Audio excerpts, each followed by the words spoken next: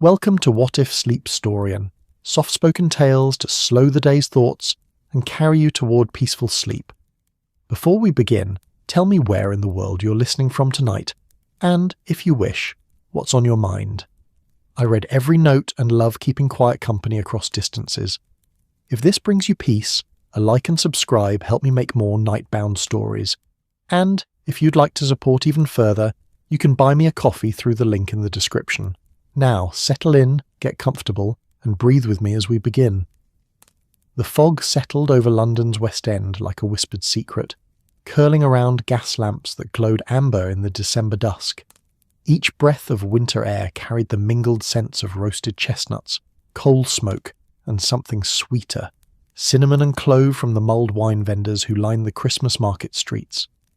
The cobblestones gleamed with frost, catching the lamplight in 1,000 tiny mirrors, and if you listened carefully beneath the murmur of evening shoppers, you could hear the distant chime of church bells marking 6 o'clock, their notes hanging in the cold air like ornaments themselves. It was the 20th of December, 1891, and Victorian London had dressed itself in its finest winter garments. The West End markets had transformed into something between a bazaar and a dream, with wooden stalls draped in evergreen boughs and red ribbon, their awnings heavy with the day's earlier snowfall. Ladies in velvet cloaks moved through the narrow lanes between vendors, their breath forming small clouds as they examined porcelain dolls, wooden toys painted in bright lacquer, and yard upon yard of silk ribbon in every shade the eye could imagine.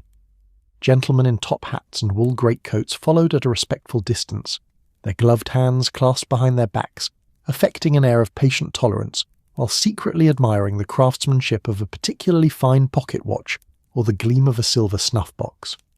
The market was theatre, of course. Everything in Victorian society was theatre. The careful performances of class and propriety, the elaborate dances of courtship and commerce, the studied indifference that concealed desperate calculation. And nowhere was this performance more beautifully staged than in the Christmas markets, where the wealthy came to demonstrate their generosity, their taste, their position in the intricate hierarchy that governed every interaction, every glance, every shilling spent. Among the stalls one had drawn particular attention throughout the season. Madame Celeste Hartwell's establishment, though to call it a mere stall would be like calling the Thames a stream, occupied a prime corner where 2 market lanes intersected. The structure itself was a marvel, a miniature shop front constructed of dark wood and glass, with gilt lettering that read, Hartwell's Fine Ornaments and Curiosities, in an elegant script that caught, the gaslight just so. Inside, arranged on shelves of midnight blue velvet, were Christmas baubles unlike any others in London. Celeste Hartwell had built her reputation on exclusivity. Her ornaments were not mass-produced German glass shipped in by the thousands. Each piece was unique, commissioned from the finest craftsmen, designed to appeal to families who measured their worth not in pounds, but in lineage, in connections, in the weight of their name when spoken in the right drawing rooms. A Hartwell ornament on one's Christmas tree was a statement, a signal to holiday visitors that here lived people of discernment, of means, of consequence. But it was the blue baubles that had become her signature this season. They hung in the shop's display window like captured pieces of winter sky, each one no larger than a lady's fist, crafted from glass so delicate it seemed to shimmer with its own inner light. The colour defied easy description, not quite cobalt, not quite sapphire, but something in between, as if the glassmaker had somehow trapped the precise shade of twilight just before the stars emerged. When the gaslight struck them, they seemed to glow from within, casting soft azure shadows that danced across the velvet like moonlight on water. The craftsmanship was extraordinary. Each bauble featured delicate silver filigree at its crown, where a white silk ribbon attached it to an ornate hook. Tiny silver swirls decorated the glass itself, patterns that seemed almost to move when you looked at them from different angles, creating an effect that was mesmerizing, hypnotic, deeply beautiful in a way that made even the most jaded society matrons pause and stare, and expensive, deliciously, prohibitively expensive, which naturally made them even more desirable. On this particular evening, however, something had gone terribly wrong at Hartwell's Fine Ornaments and Curiosities. The first passer-by to notice was a young clerk named Theodore Bates, hurrying home from his position at a nearby haberdashery. his thin coat pulled tight against the December cold. He later told the police, and anyone else who would listen, that what caught his attention was the silence. The shop should have been alive with customers at this hour. The gentle tinkle of the door chime, Madame Hartwell's cultured voice describing the provenance of this ornament, or the unique qualities of that. Instead, there was only stillness and something else. A quality to the quiet that made the hair on the back of his neck stand up, though he couldn't have explained why. The display window told the story in fragments of shattered blue glass. Where 24 magnificent baubles had hung that morning, now there remained only broken pieces scattered across the velvet like tears of frozen sky. The silver filigree lay twisted and bent among the shards. The white silk ribbons draped across the destruction like surrender flags. And in the centre of it all, barely visible through the frosted glass of the shop door, was a shape that Theodore's mind initially refused to recognise as a person. Madame Celeste Hartwell lay crumpled on the floor of her shop, her elegant dove-grey dress spread around her like the petals of a fallen flower. One pale hand extended toward the shattered display as if reaching for something that could no longer be saved. Theodore's shout brought other shoppers running. Within minutes, a small crowd had gathered, their faces pressed to the shop windows, their breath fogging the glass. Someone had the presence of mind to send for the police.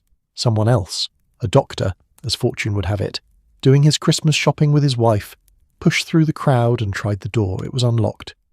He entered, moving with professional purpose through the shop that now seemed so much smaller, so much more fragile than its grand exterior suggested. The scent inside was all wrong. Beneath the expected smell of evergreen and the faint residue of ladies' perfume, there was something sharp, almost metallic, and the unmistakable odour of burnt matches, though no lamp appeared to have been lit recently. Dr. Marcus Webb, for that was his name, and he would dine out on this story for months, knelt beside Madame Hartwell and felt for a pulse. It was there, faint but steady, and relief washed over him. Not dead then, merely unconscious. He began checking for injuries, his hands moving with practised efficiency, while his wife hovered in the doorway, preventing curious onlookers from trampling what might be evidence. "Fetch water," he called to no one in particular, and someone scurried to obey. It was perhaps 20 minutes later when Detective Inspector Lestrade of Scotland Yard arrived, his face pinched with cold and the particular exasperation that came from being called away from his supper. He was a compact man, sharp-featured, with eyes that missed very little, and a manner that suggested he'd seen enough of human nature's darker impulses to find very little surprising. He took in the scene with a few quick glances, the shattered display, the unconscious woman now being tended to by the doctor, the crowd of gawkers being held back by a pair of young constables who looked overwhelmed by the attention. "Right," Lestrade said, to no one in particular. "Everyone back, if you please. This is police business now." But even as he began his examination of the scene, even as he made notes in his small leather book and asked the doctor preliminary questions about Madame Hartwell's condition, a part of his mind was already composing the telegram he would send. Because this was strange. Strange enough that it warranted consulting someone whose mind worked in channels that ordinary police work couldn't follow. Someone who saw patterns where others saw only chaos, who could read a shattered window display the way scholars read ancient texts. By the time Madame Hartwell began to stir, groaning softly as consciousness returned, Lestrade had already dispatched a messenger to Baker Street. The woman who opened her eyes in her ruined shop was not the composed, elegant figure that society knew. Her dark hair had come loose from its pins and hung in disarray around a face that was pale as winter moonlight. Her eyes, a striking grey that had charmed countless customers into purchasing ornaments they hadn't intended to buy, now reflected confusion and something deeper. Fear, perhaps, or shock, or both tangled together in a way that made her seem suddenly much younger than her 40-some years. "What?" she whispered, and Dr. Webb patted her hand in what he hoped was a reassuring manner. "You've had a shock, Madame Hartwell. Do you remember what happened?" She blinked slowly, her gaze travelling around the shop as if seeing it for the first time. When her eyes landed on the shattered display window, a sound escaped her throat. Not quite a cry, not quite a gasp, but something between the two that spoke of loss and confusion in equal measure. "The baubles," she whispered, "my blue baubles, they're all—" "Destroyed, I'm afraid," Lestrade said, his tone gentler than his reputation might suggest. Can you tell us what happened?"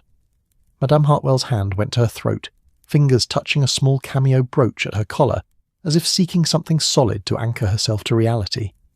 I don't... There was a visitor, a gentleman, or... I thought he was a gentleman. He came in just as I was preparing to close. The light was already fading, and then... She paused, her brow furrowing with concentration, and in that moment she looked like nothing so much as a child trying to remember a dream that was rapidly fading upon waking. He asked about the blue baubles, but his questions were... strange. He wanted to know who had commissioned them, who the craftsman was, whether I kept records of my purchases, and his voice. She shuddered.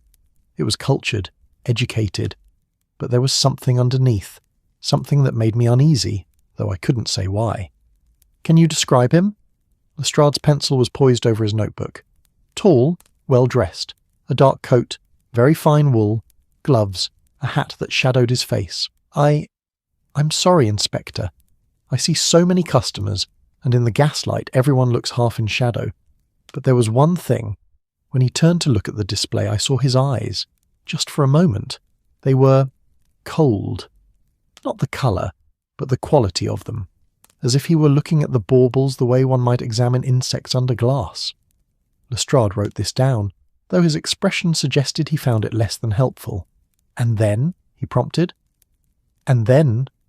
Madame Hartwell's voice faltered. "I don't remember. It's as if there's a blank space where the next few minutes should be. I remember feeling dizzy, suddenly. The shop seemed to tilt, and I thought I must be ill. I reached for the counter to steady myself, and that's when I heard the crash. The sound of all that beautiful glass breaking, and then... nothing. Darkness! Until I woke to find you all here." It was thin testimony, Lestrade thought. Too thin. But the woman's distress seemed genuine enough, and Dr. Webb confirmed that she showed no signs of having been struck or physically attacked. No injuries save a small bump on her head, consistent with fainting and striking the floor. Still, something nagged at him. The way the glass was broken, not smashed in rage or haste, but methodically, deliberately, as if someone had taken care to destroy each bauble thoroughly. And that smell, the one Dr. Webb had noticed. Burnt matches, or something like it. Something chemical that didn't belong in a Christmas ornament shop. He was contemplating these details when the shop door chimed, admitting a gust of cold air and two figures who seemed to bring with them an immediate change in the room's atmosphere. The first was tall and lean, with sharp features that the gaslight rendered in dramatic angles and shadows. He moved with a predatory grace, his dark eyes already scanning the scene, cataloguing details faster than most men could blink. Behind him came a sturdier figure, a man with a military bearing and a physician's careful step, carrying a medical bag that suggested he'd been interrupted in the middle of work. "Lestrade," the taller man said, by way of greeting. His voice was a cultured baritone tinged with the kind of barely suppressed energy that suggested his mind was already 3 steps ahead of the conversation. "Your message mentioned shattered glass and an unconscious woman. I trust we haven't arrived too late for the interesting parts." Detective Inspector Lestrade couldn't quite suppress his sigh, though it held more relief than annoyance. "Mr. Holmes," he said, "Dr. Watson, thank you for coming so quickly. And no, you haven't missed much, though I suspect you'll find more in this mess than I have." Sherlock Holmes's lips curved in something that wasn't quite a smile as his eyes fell upon the destroyed display window, and for just a moment, in the gaslight and shadow of that winter evening, he looked like a man who had just been presented with the most wonderful gift. Morning arrived at 221B Baker Street the way it always did in December, reluctantly, as if the sun itself needed persuading to rise over a city wrapped in fog and coal smoke. The light that eventually filtered through the sitting-room windows was pale and uncertain, the colour of weak tea, casting long shadows across the Persian carpet and the cluttered table where Sherlock Holmes sat hunched over his latest puzzle. The fragments of blue glass were arranged on a white cloth like pieces of a shattered sky. Holmes had spent the better part of the night examining them, his long fingers moving with surgical precision as he turned each shard this way and that, holding them up to candlelight, studying them through his magnifying lens until his eyes burned with fatigue. Now, in the grey morning light, he sat perfectly still, his chin resting on steepled fingers, staring at the arrangement as if waiting for the glass itself to confess its secrets. Dr. John Watson, who had risen at a more civilized hour, stood by the window with his morning tea, watching his friend with the mixture of concern and fascination that characterized most of their association. He had learned long ago not to interrupt Holmes during these periods of intense concentration. The detective's mind worked in ways that defied ordinary logic, making connections that seemed invisible to lesser mortals, and disturbing him mid-thought was like stopping a steam engine at full power, inadvisable and potentially dangerous. The sitting room around them bore the comfortable disorder of two bachelor gentlemen who valued function over appearance. Books lay open on every available surface, their spines cracked, their margins filled with Holmes's spidery annotations. The fireplace held the remnants of last night's fire, now reduced to embers that glowed faintly beneath a layer of ash. The air smelled of pipe tobacco, Holmes's preferred shag, which Watson had long since ceased trying to identify, and the faint chemical tang that always seemed to cling to the sitting room's corners, a souvenir of Holmes's various experiments. Mrs. Hudson had already been up twice, once to deliver their breakfast and once to collect the dishes that Holmes had ignored and Watson had dutifully consumed. She had learned, as Watson had, to navigate around her peculiar tenant's moods, to know when to speak and when silence served better. This morning she'd simply set the tray down, collected yesterday's newspaper, and departed with the soft click of the door that marked her as a woman of considerable diplomatic skill. Outside, London was waking to another day. The sounds filtered up through the windows, the clop of horses' hooves on cobblestones, the cry of a muffin man making his rounds, the distant whistle of a train pulling into one of the great stations that mark the city like pins on a map. Baker Street itself was beginning to stir, shopkeepers opening their doors, clerks hurrying toward their offices with newspapers tucked under their arms, the whole vast machinery of Victorian commerce grinding slowly into motion. Watson took another sip of tea and turned his attention to the Morning Times, which Mrs. Hudson had thoughtfully ironed to prevent the ink from smudging. He scanned the headlines with the practised eye of a man who had learned to read the news for both information and entertainment. The usual fare, parliamentary debates that would bore anyone not directly involved, announcements of society engagements, advertisements for miracle cure-alls that Watson's medical training told him were more miracle than cure, and... He stopped, his teacup suspended halfway to his lips. "Holmes," he said, his voice cutting through the silence with the precision of a scalpel. "You'll want to see this." Holmes didn't move for a moment, as if his mind needed time to return from whatever distant country it had been exploring. Then he blinked, focused on Watson, and extended one hand in a wordless request. Watson crossed the room and placed the newspaper in his friend's grasp, pointing to a small item in the society column. Holmes read it once, quickly, then again, more slowly. Then he sat back in his chair and Watson saw something flicker across that angular face. Not quite surprise, but something close to it. Recognition, perhaps, or vindication. "3 families," Holmes murmured, his grey eyes scanning the text a third time. "The Honourable Charles Whitmore, Member of Parliament for Wessex, Lady Catherine Ashford, widow of the shipping magnate, and Mr. Edmund Pemberton, senior partner at Pemberton and Sons, merchant bankers." He looked up at Watson, and now there was something else in his expression. Interest. Sharp, focused, predatory interest. And each of them received, as a gift from an anonymous admirer, a blue-glass bauble. Delivered yesterday morning, before Madame Hartwell's unfortunate incident. Watson felt a chill that had nothing to do with the December morning. That can't be coincidence, my dear Watson.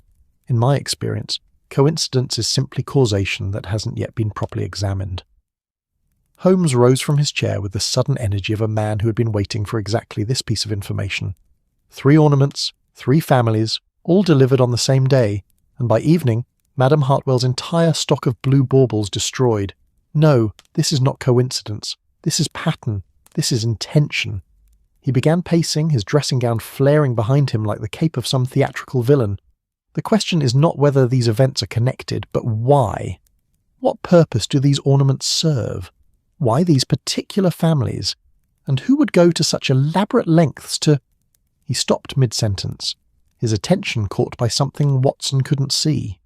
Then, with characteristic abruptness, he strode to the desk and began composing a telegram.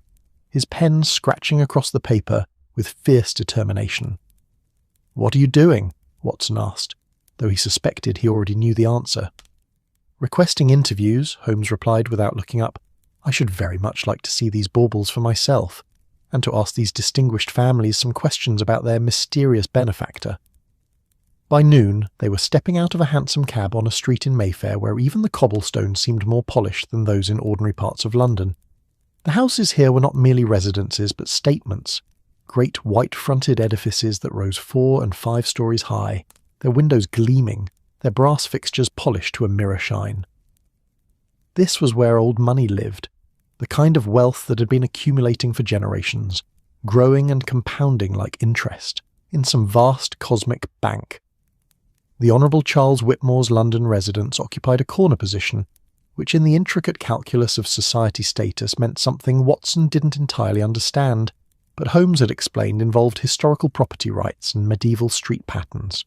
The door was opened by a butler whose bearing suggested he considered himself superior to most members of the House of Lords, let alone common visitors, but the telegram Holmes had sent ahead had apparently smoothed their way. They were shown into a drawing room that was a masterpiece of Victorian taste, which is to say it was crammed with enough furniture, ornaments, paintings and decorative objects to stock a small museum. Heavy velvet curtains framed windows that looked out onto a private garden. The wallpaper was a dense pattern of burgundy and gold that seemed to pulse in the lamplight. Every surface held something: porcelain figurines, silver picture frames, crystal decanters, elaborate clocks that ticked at slightly different rhythms, creating a temporal symphony that was both soothing and slightly maddening. And in the corner, standing 7 feet tall and decorated with what must have been 1,000 ornaments, was the Christmas tree. It was a magnificent specimen, a Norway spruce that filled the room with the scent of pine and forest and winter mountains.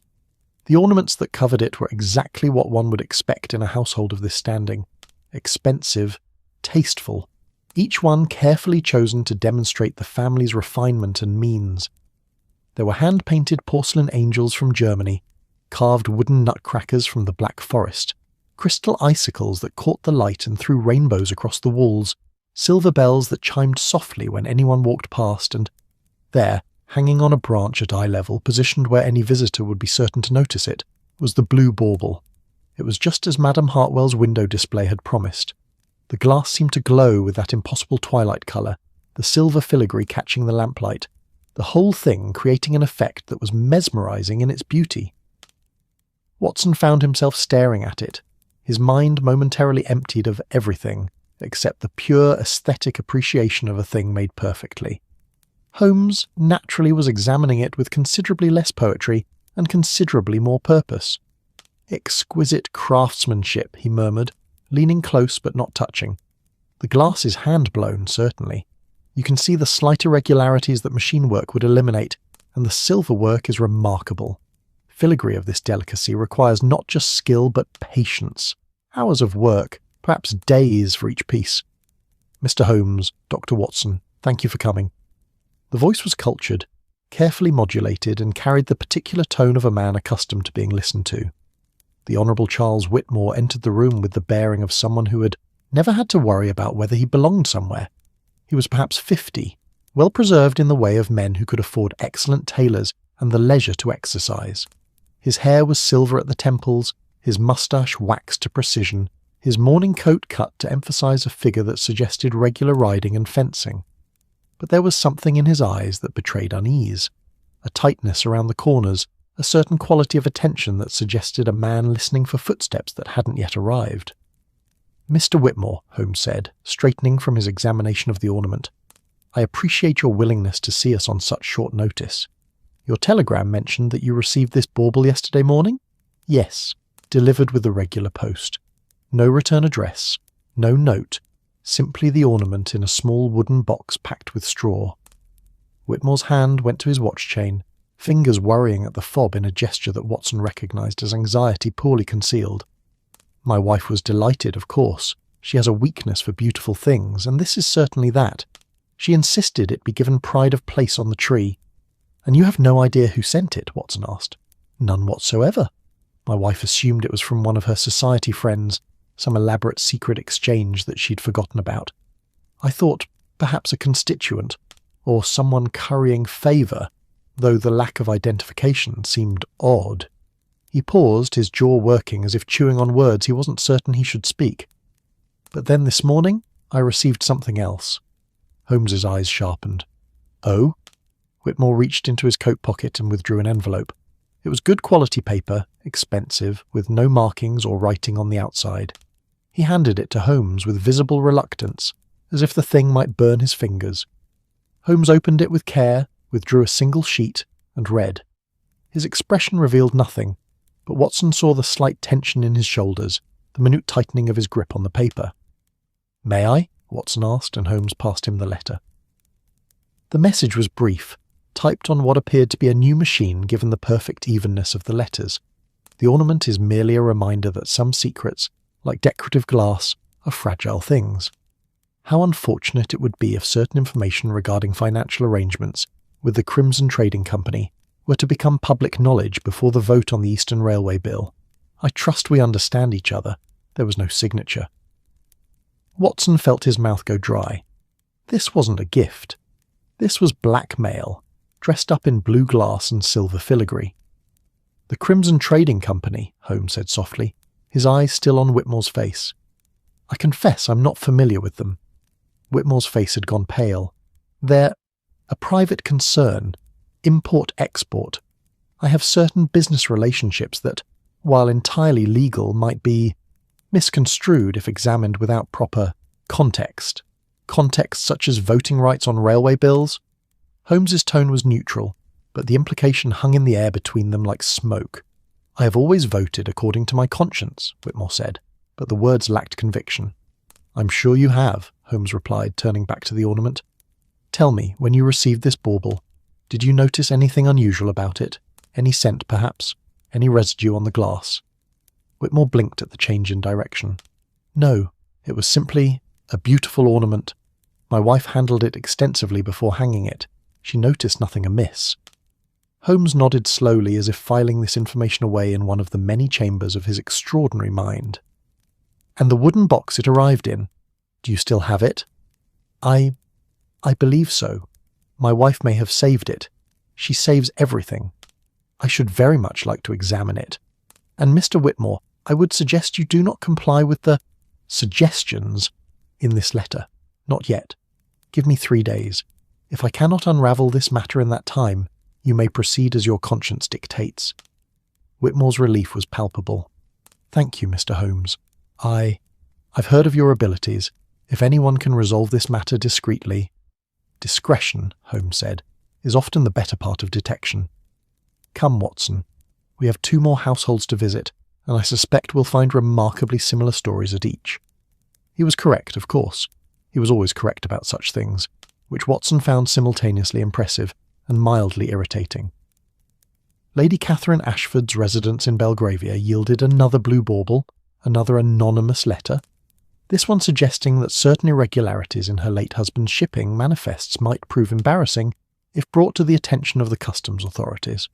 The widow, a formidable woman in her 60s who wore mourning black with the air of a general wearing battle dress, had received her ornament with pleasure and her threatening letter with fury. "I will not be intimidated," she declared, her voice sharp enough to cut glass. "My husband built his business on integrity. Whatever these accusations, they are lies." But her hands trembled as she handed Holmes the letter, and her eyes kept darting to the ornament on her tree as if it might explode at any moment. At the Pemberton residence in Kensington, they found the banker Edmund Pemberton in a state of barely controlled panic. His bauble hung on his tree, his letter sat on his desk, and the suggestion contained within that certain loans to certain gentlemen might not meet the strict standards of banking propriety had clearly struck a nerve. "Ruin," he whispered to Holmes, his face ashen. "If this becomes public, it means ruin. Not just for me, but for my partners, my clients, everyone who has trusted Pemberton and Sons for 3 generations. 3 families, 3 ornaments, 3 secrets, each wrapped in blue glass and silver thread. As they rode back toward Baker Street in the gathering dusk, Watson turned to his companion. "This is systematic," he said. "Someone has researched these people, discovered their vulnerabilities, and is using these ornaments as, what, calling cards, warnings?" As a delivery system, Holmes corrected, his eyes focused on something Watson couldn't see. The ornaments are beautiful objects that no one would refuse, that would be proudly displayed where visitors could see them, status symbols that carry poison at their heart. He was quiet for a moment, watching London slide past the cab window, the lamplighters beginning their evening rounds, the shops closing their shutters, the great city preparing for another winter night. The question that troubles me, Watson, is scale. If our mysterious blackmailer sent 3 ornaments, how many more are already in circulation? How many other families are waking to threatening letters this morning? And why destroy Madame Hartwell's remaining stock? Watson had no answer. Outside, the first snowflakes of evening began to fall, catching the gaslight like tiny blue baubles themselves, innocent and beautiful and carrying secrets in their frozen hearts. The workshop at Baker Street in the small hours of morning was a place of focused quietude, broken only by the occasional clink of glass against glass and the soft hiss of the gas lamp turned low. Sherlock Holmes had transformed the sitting room into something between a laboratory and a jeweller's bench, pushing aside the usual clutter of books and pipes to make room for the instruments of his investigation.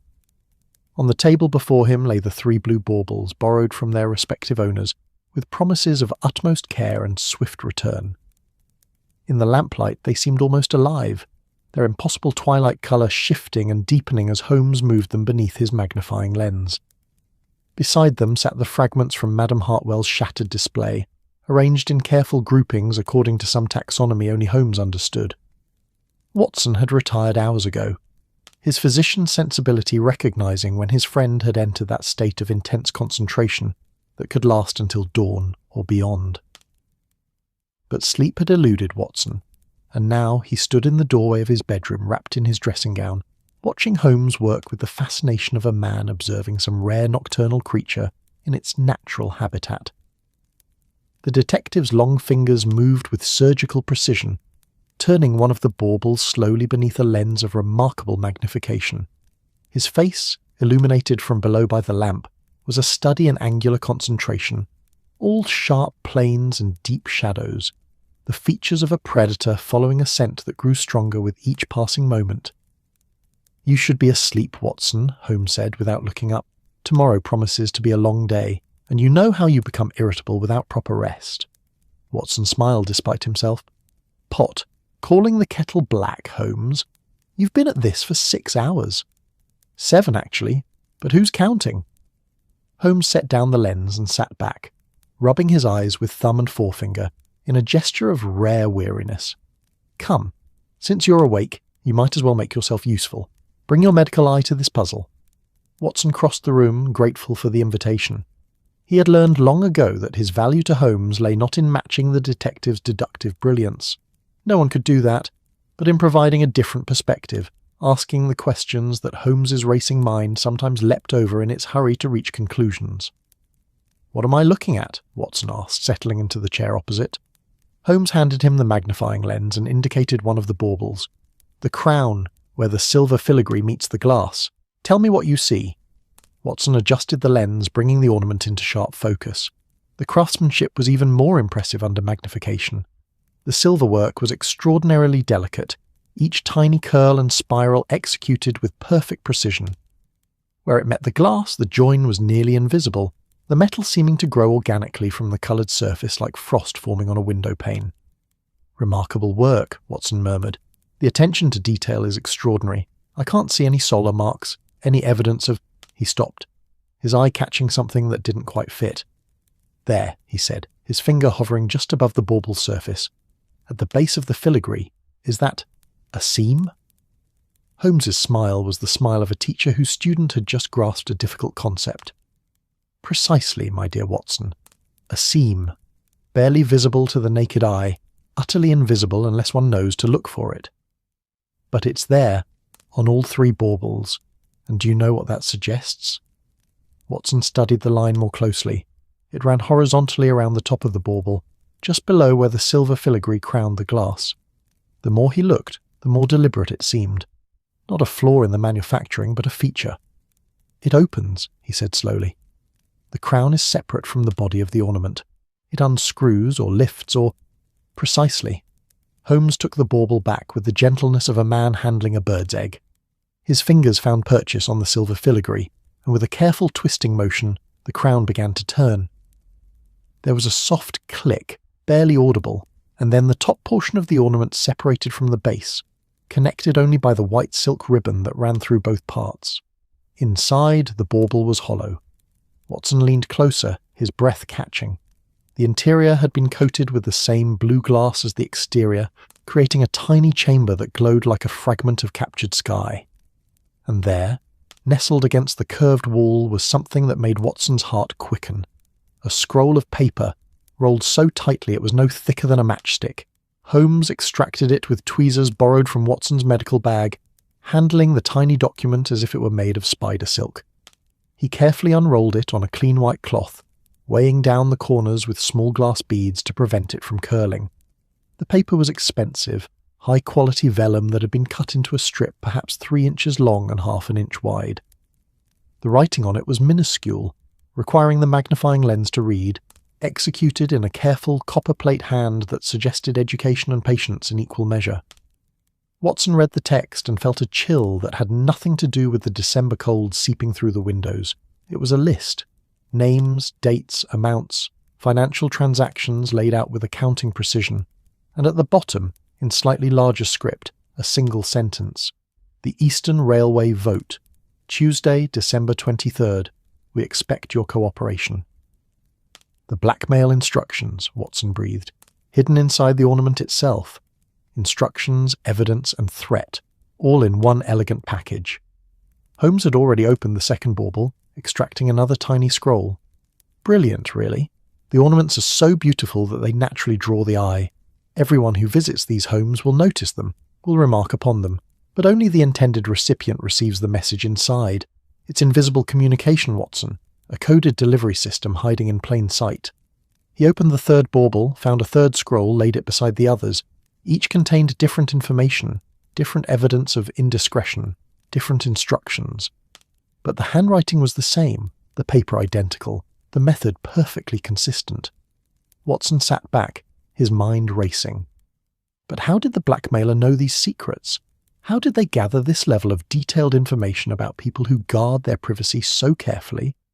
Ah, Watson, now you're asking the right questions. Holmes began pacing, his dressing gown billowing behind him like the wings of some great bird. The sitting room seemed too small to contain his energy, his excitement.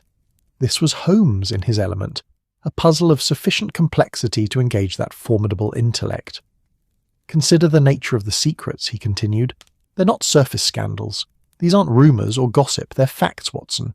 Specific transactions, dates, names. Someone has access to private documents, financial records, shipping manifests, banking ledgers. Someone is either positioned to see these documents directly or has recruited sources who are. A clerk, Watson suggested. Someone in a position of trust who betrayed it. Possibly. Or someone with the resources to purchase such information from multiple sources. But that suggests organisation, Watson. Capital. This isn't the work of a single disgruntled clerk seeking revenge.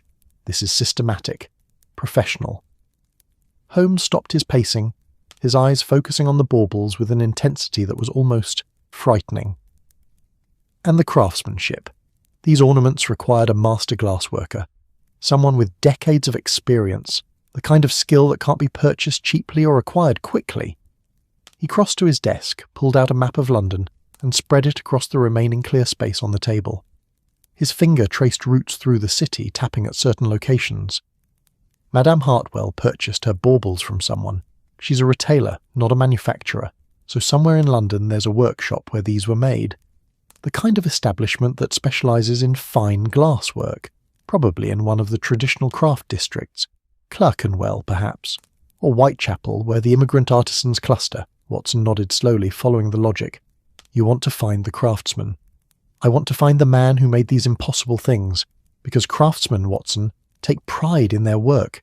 They remember their commissions, they keep records, and they talk, especially when properly motivated. Holmes began gathering the baubles, wrapping each one carefully in soft cloth. We'll start at first light. There are perhaps a dozen workshops in London capable of this level of work. We'll visit each one until we find our artist. And if he won't talk, Holmes's smile was thin. Everyone talks eventually, Watson. It's simply a matter of finding the right question. Dawn came slowly to London, as if the sun itself needed time to gather courage before facing another December day. The fog that had settled overnight refused to lift, instead thickening into a grey soup that turned the city into a place of muffled sounds and uncertain shapes. Gas lamps still burned at 9 in the morning, their light creating halos of amber warmth that did little to penetrate the gloom. Holmes and Watson set out on foot, Holmes having declared that hansom cabs were too conspicuous for the kind of investigation they were about to undertake. Watson, who had wrapped himself in his heaviest coat and still felt the cold seeping through to his bones, thought privately that freezing to death was equally conspicuous, but he kept this observation to himself. Their first stop was a workshop in Clerkenwell, a district that had been home to craftsmen and artisans since medieval times. The streets here were narrow and winding, having been laid out long before anyone thought to impose order on London's growth.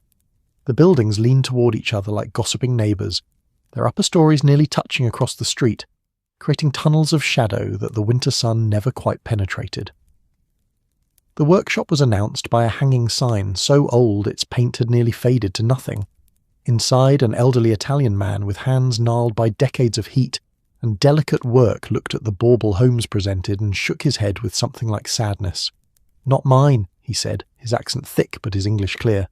"I wish it were. This is work of the old school, yes? The kind we did when I was young, before everything became about speed, about making many instead of making perfect. But no. The technique, it is familiar, but the hand is not mine." He directed them to another workshop, 3 streets over, where a German master worked with his 2 sons.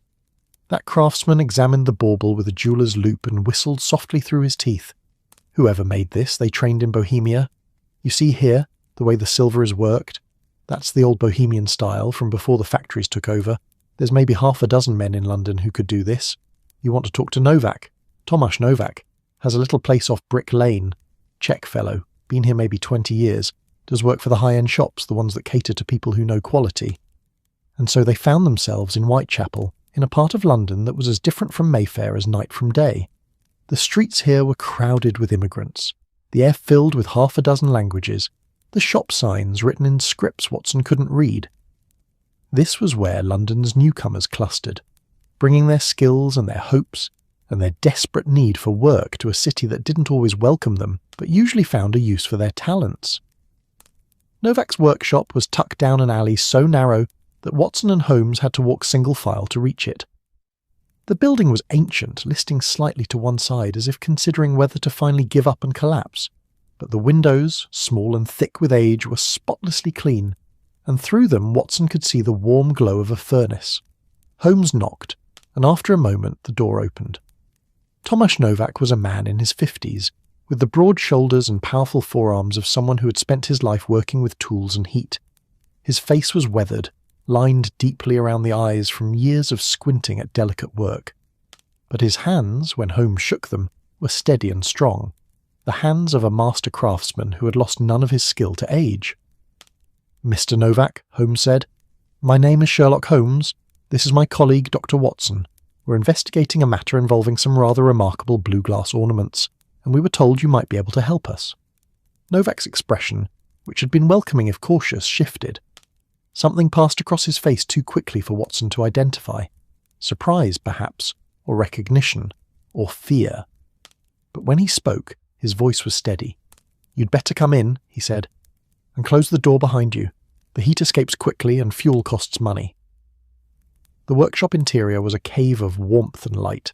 The furnace dominated one wall, its mouth glowing orange-red, radiating heat that made Watson's frozen fingers tingle painfully as feeling returned. Workbenches lined the other walls, covered with tools whose purposes Watson could only guess at. Vices and clamps, metal rods of various lengths, pots of coloured glass in every shade imaginable. And hanging from hooks in the ceiling, like captured stars, were glass ornaments in various stages of completion. None of them were blue. Novak moved to one of the workbenches, his movements deliberate, and Watson noticed that his hands were trembling slightly. The craftsman picked up a half-finished ornament, put it down, picked up a tool, set it aside. The gestures of a man buying time to think. "The blue baubles," Holmes said softly. "You made them." probably 6 months ago, perhaps longer. A commission from someone who paid well and asked questions about your discretion." Novak turned, and in the furnace light his face looked older, more worn. "How did you find me?" "Your work is distinctive. The silver filigree technique is bohemian old school. There are perhaps 5 craftsmen in London with your skill level, and you're the only one who works in Whitechapel." Holmes pulled one of the baubles from his pocket, unwrapped it carefully. "This is masterwork, Mr. Novak, the kind of piece that a craftsman remembers. So I'll ask you directly, who commissioned these, and how many did you make?" The silence stretched between them, broken only by the furnace's steady roar. Novak stared at the bauble as if it might bite him, and when he finally spoke, his voice was barely above a whisper. 2 dozen, he said. "I made 2 dozen of them, and the man who commissioned them, he paid me 3 times my usual rate, but he also made it very clear that if I spoke of this work to anyone, the consequences would be severe." "Threats?" Watson asked, his hand instinctively moving toward his coat pocket where he kept his service revolver. "Not in so many words, but the implication was clear enough." Novak crossed to a cabinet, unlocked it with a key he wore on a chain around his neck, and withdrew a leather journal. He opened it to a page marked with a red ribbon, turned it so Holmes could see. The entry was dated 6 months prior. It showed a commission for 24 blue-glass baubles with silver filigree crowns, each one designed to open via a concealed mechanism. The price listed made Watson's eyebrows rise. It was more than most craftsmen earned in half a year, and at the bottom of the page, a name. Or rather, not a name, just a designation. Mr. Sterling. No address provided, payment in cash. "He came 3 times, Novak said, his voice gaining strength as he spoke, as if confession brought its own relief. "First time to commission the work and show me exactly what he wanted. Drawings, specifications, everything precise. He knew what he was asking for, understood the technical challenges. Second time to check my progress, to make certain I was following his design exactly. Third time to collect the finished pieces and pay the remainder of his bill." "Can you describe him?" Holmes asked, his pencil already out, poised over his notebook. "Tall, well-dressed, expensive coat and gloves. Always wore a hat pulled low, scarf wrapped high. I never saw his face clearly, not once. He made certain of that." Novak paused, his brow furrowing with concentration. But his voice, educated, upper class definitely, and his hands, when he handled my drawings, soft, not a labourer's hands, someone who'd never done hard physical work. Age? Hard to say without seeing his face. From his movements, maybe 40 to 60. Not young, not elderly. Holmes wrote this down, though Watson could see the frustration in the set of his shoulders. The description could fit half the gentlemen in London. "And the design itself," Holmes continued. "The hidden chamber, the mechanism for opening. Was that his idea or yours?" "His. Entirely his. He came with complete specifications. I just executed them." Novak's expression turned troubled. "I knew it was for something not quite right. You don't hide chambers in ornaments unless you want to hide something.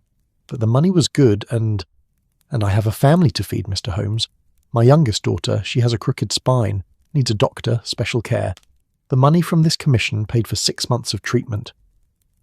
Watson felt a pang of sympathy for the craftsman, caught between need and conscience. It was a familiar story in this part of London, where survival often meant making compromises with one's principles. Holmes's expression softened slightly. "I understand, Mr. Novak. You're not in trouble. We're investigating the use of these ornaments, not their creation. But I need to know, did Mr. Sterling take all 24 when he collected them?" "Yes, all of them. Packed them himself in a wooden crate with straw, very careful, very precise. Carried them away in a hired wagon." Novak hesitated, then added, "There was one other thing. Maybe nothing, but yes. When he was packing the baubles, one of them rolled off the workbench, would have shattered on the floor. I caught it just in time, and he flinched, like the sound of breaking glass physically hurt him, and he said something under his breath. I couldn't make it all out, but I heard the word, again. As if broken glass meant something to him, something personal."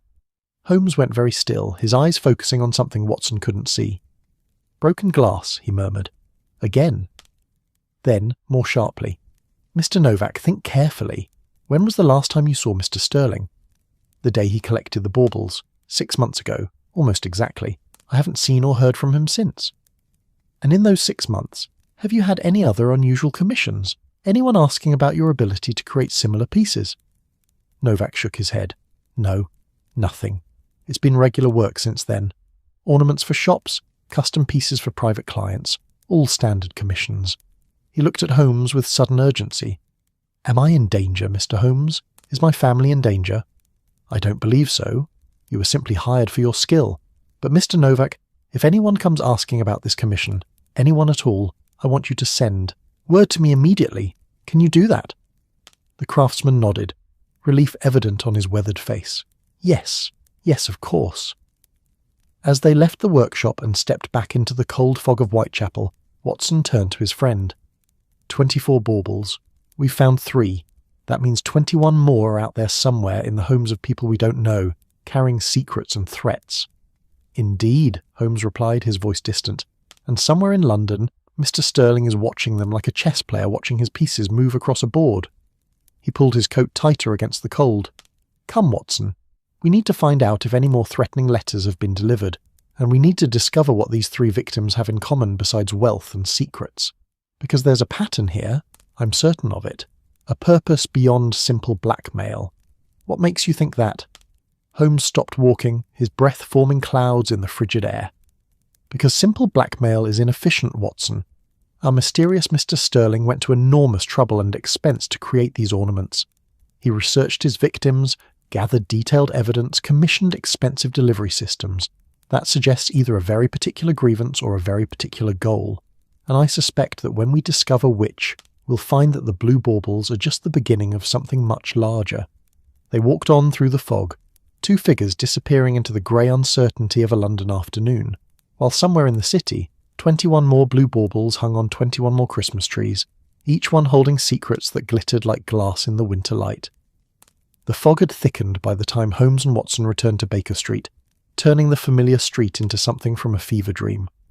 The gas lamps burned like distant moons, their light struggling to penetrate the grey shroud that had settled over London like a burial cloth. Inside 221B, however, warmth and light awaited them, courtesy of Mrs. Hudson, who had kept the fire burning and left a pot of strong tea on the hob. Holmes shed his coat and went immediately to the table, which had become the nerve centre of his investigation. The map of London lay spread across its surface, now marked with pins and coloured thread connecting various locations.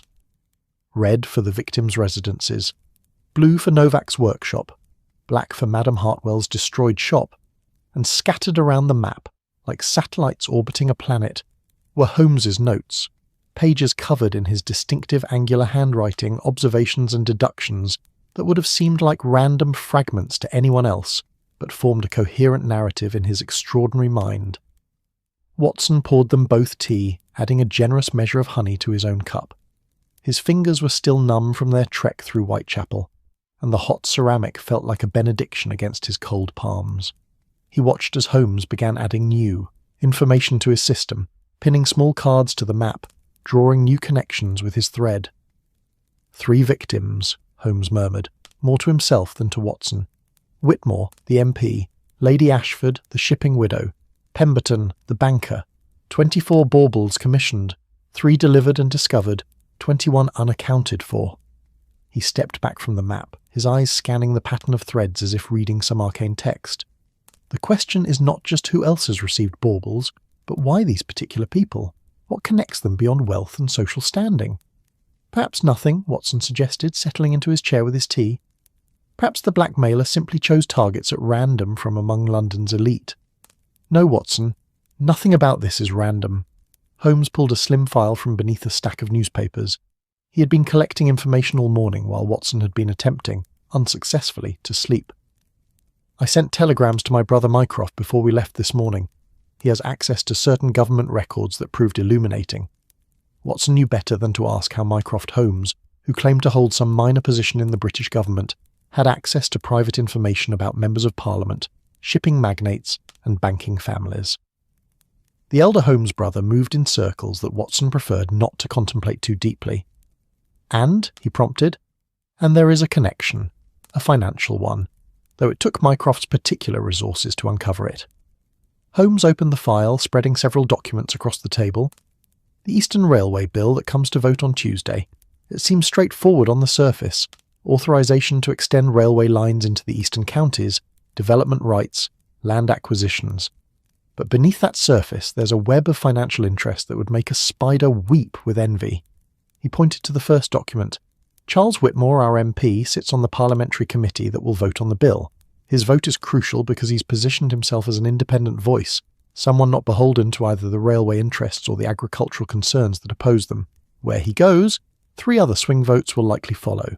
The second document. Lady Ashford's late husband owned controlling interest in several shipping companies that would benefit enormously from improved rail connections to eastern ports. She inherited those interests, and while she doesn't manage them directly, her support or opposition could influence other shipping families. The third document. Pemberton's bank has invested heavily in both railway bonds and the land that would be required for the expansion. He's positioned to profit regardless of which way the vote goes, but certain outcomes would be considerably more profitable than others. Watson set down his tea, his mind beginning to grasp the implications. So the blackmailer isn't just extorting random wealthy people, he's targeting specific individuals who have influence over this railway bill. Precisely. And consider the timing, Watson. The baubles were commissioned 6 months ago. The vote is scheduled for December 23rd, 3 days hence. That's not coincidence. That's planning. Holmes began pacing, his energy building as the pattern became clearer. Our Mr. Sterling has spent half a year positioning his pieces, 6 months to research his victims, gather evidence of their indiscretions, create the delivery system, and then strike at precisely the moment when his leverage would be most valuable. But to what end? What does he gain from influencing a railway vote? That, my dear Watson, is the question that will unravel this entire affair. Holmes stopped his pacing, his fingers steepled beneath his chin. Someone stands to gain or lose a fortune based on this vote. Someone with the resources to commission expensive blackmail devices, the intelligence to research multiple victims thoroughly, and the patience to execute a plan months in the making. A knock at the door interrupted them. Mrs. Hudson entered with her usual mixture of disapproval and maternal concern, carrying a silver salver with several envelopes. "These just arrived by special messenger, Mr. Holmes." The boy said they were urgent. Holmes took the envelopes, examining each one before opening them in order. The first brought a slight smile to his lips. The second made him frown. The third caused him to swear softly under his breath, an unusual enough occurrence that Watson sat forward in alarm. "What is it?" "3 more victims have come forward." Holmes handed Watson the letters. "All received blue baubles, all received threatening letters this morning. And Watson, all 3 have connections to the Eastern Railway Bill." Watson read quickly. A journalist who had been writing favourably about the railway expansion, now threatened with exposure of plagiarism in his earlier work. A landowner whose property rights were central to the route debate, facing revelation of irregularities in his title deeds. A solicitor who had been advising multiple parties on the legal aspects of the bill, now confronted with evidence of conflict of interest. 6 victims, Watson said slowly. 6 baubles. That's still only a quarter of what was created. Indeed. Which suggests either that 18 more victims have yet to come forward, or that our blackmailer is holding those baubles in reserve. Holmes crossed to the window, staring out at the fog-shrouded street. But this confirms the pattern. Everyone touched by these ornaments has some connection to the railway vote. The question is, does Sterling want the bill to pass, or does he want it to fail? Surely that depends on what he demands of each victim. One would think so, but blackmail is a blunt instrument, Watson. You can force someone to act, but you can't always control how they act. Push too hard, and people become unpredictable. They might confess publicly rather than submit to threats. They might take their own lives. They might go to the police. He turned back to the room, and Watson saw something new in his friend's expression. Not just interest, but a kind of grudging respect. No, whoever Sterling is, he's too sophisticated for simple coercion. There's another layer to this. There must be. By evening, the sitting room at Baker Street had become something between a war room and a gentleman's club. At Holmes's invitation, 5 of the 6 blackmail victims had agreed to meet together, drawn by the detective's promise that collective action might be their best defence. Only the journalist had declined, sending word that he was considering his options independently. which Holmes interpreted as meaning he was probably already negotiating with Sterling. The gathering was an unlikely assembly.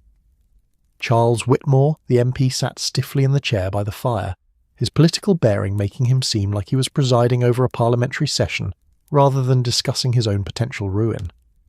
Lady Ashford occupied the settee with the regal presence of someone accustomed to commanding rooms simply by entering them.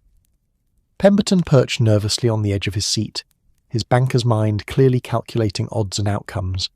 The landowner, Sir Geoffrey Blackwood, stood by the window with a glass of whisky that Holmes had provided, staring out at nothing. And the solicitor, Mr. Harold Pettigrew, kept checking his pocket watch, as if hoping this entire evening might somehow prove to be a scheduling error. Mrs. Hudson had outdone herself, providing not just tea but a light supper, sandwiches and cake, arranged with the kind of domestic elegance that made even a blackmail victim support group feel oddly civilized. She had also, Watson noted with amusement, positioned herself within earshot in the hallway, her curiosity evidently overcoming her usual discretion. Holmes stood before the fireplace, his shadow stretching across the ceiling like some vast bird of prey. He had spent the last 20 minutes explaining what he had discovered, the connection to the railway bill, the systematic nature of the blackmail, the craftsmanship behind the baubles themselves. Now he waited, letting the information settle, watching his audience with those sharp grey eyes that missed nothing. "So we're all pawns in some larger game," Sir Geoffrey said finally, his country accent at odds with his expensive London tailoring. "That's what you're telling us, Mr. Holmes, that someone is using us to manipulate a parliamentary vote worth millions of pounds."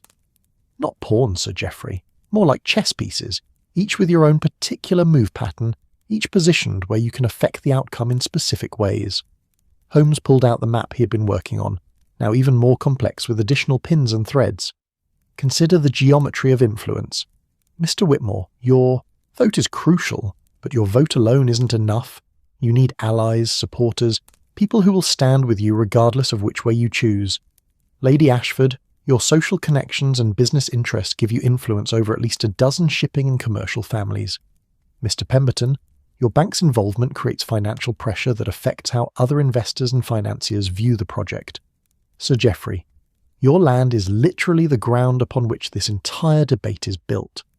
And Mr. Pettigrew, your legal advice has been shaping how all the major parties understand their rights and obligations." He paused, letting this sink in. "You're not random victims, you're a network, and someone has mapped that network with extraordinary precision, then positioned themselves to control it through blackmail." "But to what end?"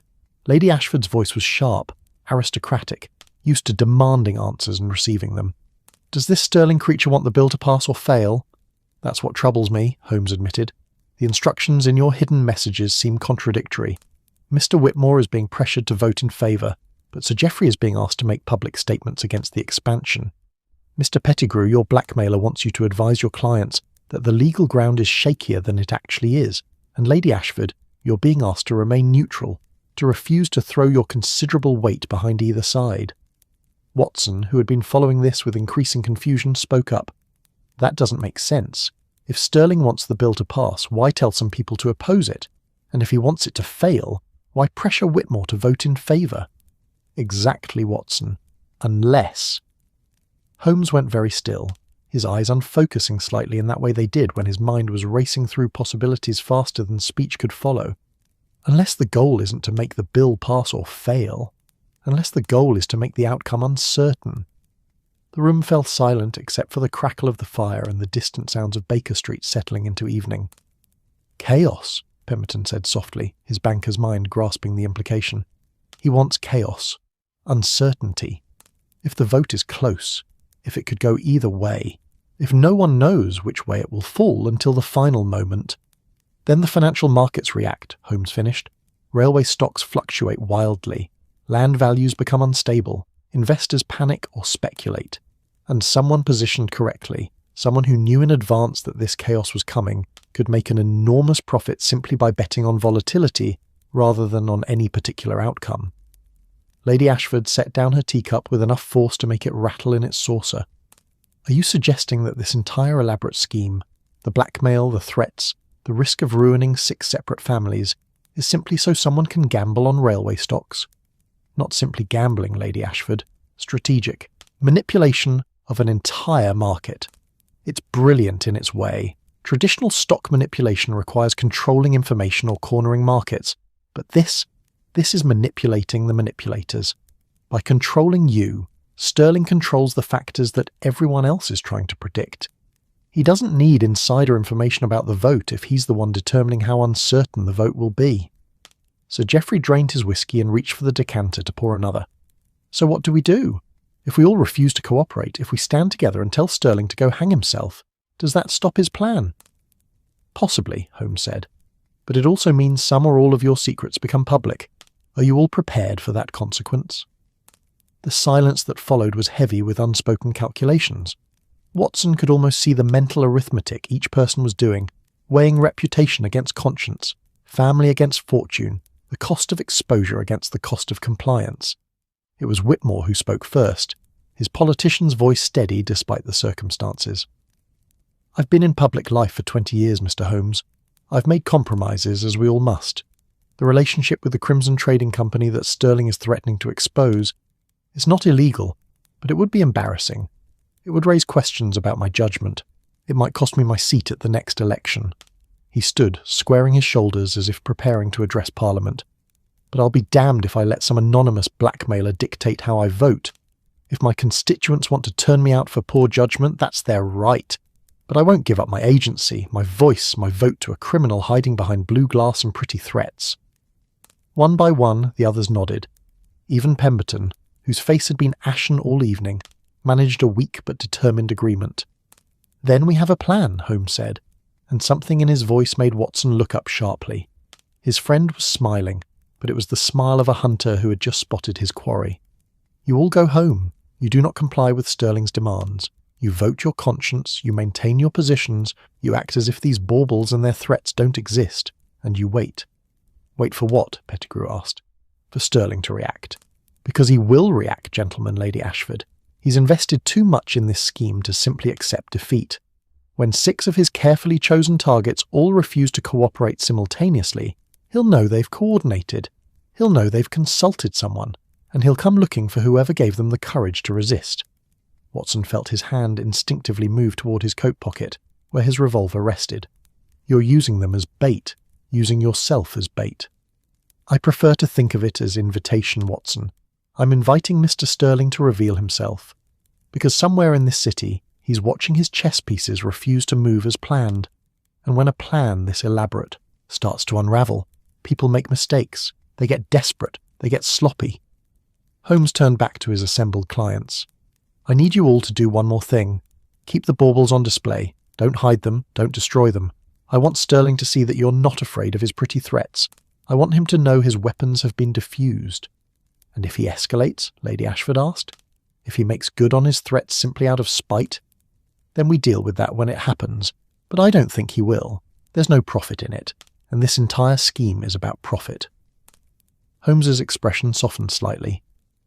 I understand the risk I'm asking you to take, but I believe that standing together, you're safer than you would be surrendering separately. Sterling's power lies in isolation, in making each of you feel alone with your secret shame. Take that away, and he's just another criminal with evidence he can't use without exposing his own crimes. Slowly, reluctantly, but with growing determination, they agreed. The meeting broke up shortly after, the various victims departing into the fog-shrouded evening with considerably more resolve than they'd arrived with. Watson watched them go from the window, then turned to Holmes. You're certain Sterling will come? As certain as I can be about anything involving human behaviour, which is to say moderately certain with significant room for error. Holmes was already back at his map, studying it with renewed intensity. But Watson, there's something else bothering me. Something I haven't mentioned to our clients because I'm not certain yet what it means. What? The destroyed baubles at Madame Hartwell's shop. We've been so focused on the blackmail aspect that we haven't fully considered that incident. Why destroy the remaining baubles? If Sterling made 24 and has only used 6, why eliminate his remaining inventory? Watson considered this. Perhaps he was afraid they'd be traced back to him. Perhaps he heard we were investigating. Possibly, but the timing is wrong. Madame Hartwell's baubles were destroyed the day after the first 3 blackmail letters were delivered, before any of the victims had even thought about consulting a detective. And the method of destruction, not stolen, not taken away, but smashed in place dramatically, publicly. Holmes's finger traced invisible patterns in the air. It feels personal, Watson. Emotional. Novak mentioned that Sterling flinched at the sound of breaking glass, as if it hurt him. What if destroying those baubles wasn't about covering tracks? What if it was about something else entirely? But what? I don't know yet. But it's another thread in this tapestry, and I suspect when we pull it, the whole thing might unravel in unexpected ways. Holmes glanced at the clock on the mantelpiece. It's nearly midnight. The railway vote is in 3 days. Sterling will make his move soon. We should get some rest while we can. But Watson noticed that Holmes made no move toward his bedroom. Instead, he settled into his chair by the fire, his eyes fixed on the dying flames, his mind clearly racing through scenarios and possibilities. And Watson, knowing his friend's habits too well to argue, simply fetched a blanket from his room and draped it over Holmes's shoulders before retiring himself. Outside, the fog pressed against the windows of 221B Baker Street like something alive, while somewhere in the grey vastness of London, a man called Sterling received news that his carefully laid plans had encountered an unexpected obstacle, and in the silence of that winter night, the blue baubles hanging in 6 different homes caught the firelight and lamplight of their respective rooms, glowing softly like promises or threats, beautiful and hollow and full of secrets that would no longer be kept. The game, as Holmes would have said, was well and truly afoot. The morning of December 21st arrived with a transformation that seemed almost theatrical in its timing.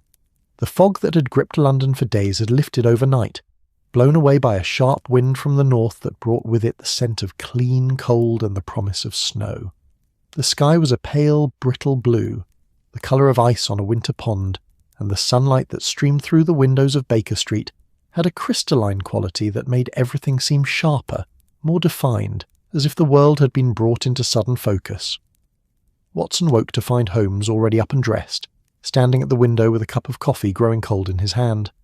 The detective hadn't moved to his bedroom at all, Watson realised. He'd spent the entire night in his chair, and the fire had burned down to ashes that no one had bothered to revive. The room was cold enough that Watson could see his breath, but Holmes seemed not to notice, his attention fixed on something in the street below. "He's been there since 5 this morning," Holmes said without turning. "The boy with the newspapers. Only he's not selling papers. He's watching our door." Watson joined him at the window, peering down into Baker Street. Sure enough, there was a young man, perhaps 16 or 17, standing at the corner with a stack of newspapers under his arm. But his eyes kept drifting to 221B, and he made no effort to call out his wares to the early morning pedestrians hurrying past. "One of your irregulars?" Watson asked, referring to the network of street children Holmes occasionally employed for surveillance work. "No, I don't recognise him," which means he's either new to the game or he's been hired by someone with enough sense not to use their usual resources. Holmes set down his coffee cup with a soft clink. "Sterling is watching us, Watson. He knows his victims met here yesterday. He knows they've coordinated, and now he wants to know what we're planning next. Should we confront him? Not yet. Let him watch. Let him report back that we're doing precisely what one would expect, investigating, gathering information, acting as detectives do. I'd rather he think we're predictable." Holmes turned from the window, and Watson saw the telltale signs of a long night's contemplation written on his friend's angular features. The slight tension around the eyes, the way he held his shoulders, the almost imperceptible tremor in his hands that came from too much coffee and too little sleep. "But we need to be careful, Watson. Sterling has proven himself to be resourceful, patient and thorough. Those are not qualities that suggest a man who gives up easily." Mrs. Hudson arrived with breakfast, kippers and toast and more coffee, and Holmes actually ate, which Watson took as a positive sign. They reviewed their notes over the meal, laying out what they knew in systematic fashion. 24 baubles, 6 victims confirmed, all connected to the Eastern Railway bill. A craftsman named Novak who could identify Sterling only by his expensive clothes and careful anonymity. And now surveillance suggesting that Sterling was aware of their investigation and tracking their movements. It was almost 9 o'clock when the telegram arrived, delivered by a breathless messenger boy who had clearly been paid extra to ensure speed. Holmes read it, his expression shifting from interest to something harder, more focused. Lestrade, he said, handing the telegram to Watson. There's been an incident at Madame Hartwell's shop. He wants us there immediately. The West End looked different in the clear morning light. The Christmas markets that had seemed magical in the evening fog now appeared more prosaic, revealed as the commercial enterprises they truly were. Wooden stalls that had glowed mysteriously in the gaslight showed themselves to be cheaply constructed, their paint fading, their goods arranged with more enthusiasm than taste. The vendors, who had seemed like characters from a fairy tale, were simply tired men and women trying to make their living, their faces lined with the particular exhaustion that came from standing in the cold for hours while smiling at customers who might or might not buy. But Madame Hartwell's shop remained impressive even in daylight.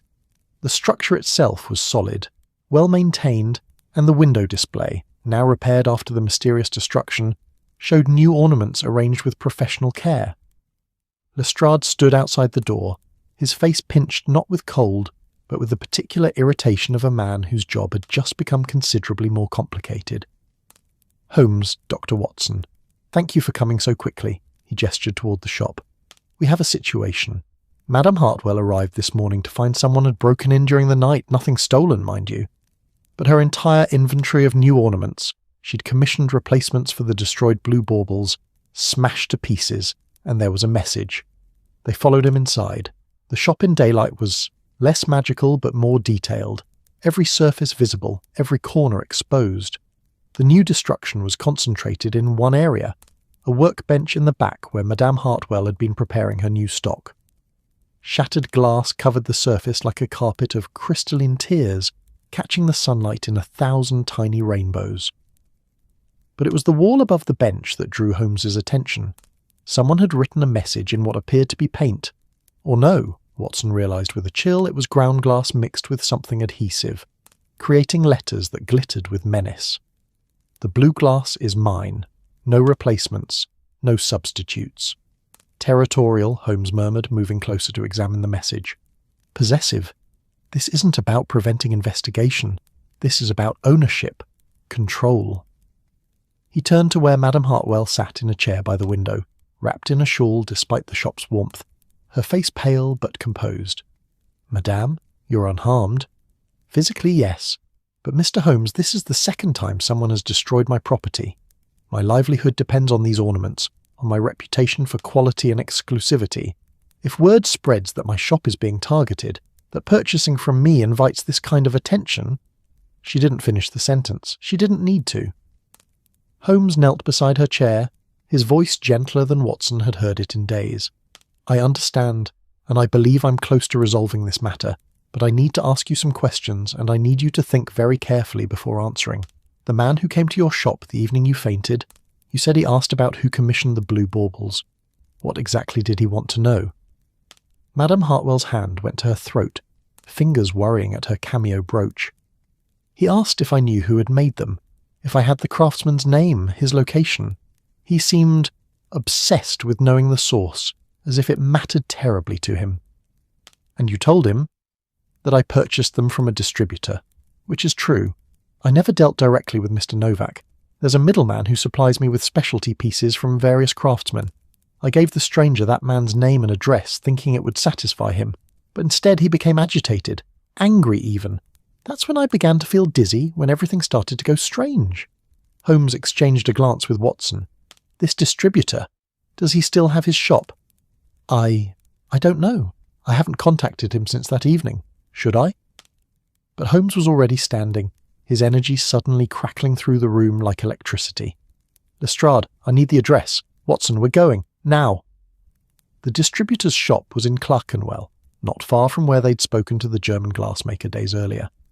It occupied the ground floor of a narrow building squeezed between a printer's shop and a tobacconist, the kind of place that dealt in wholesale goods for retailers, rather than selling directly to the public. A small sign above the door read, Grimsby & Sons, Fine Goods Procurement, in lettering that had faded to the point of near invisibility. The door was locked.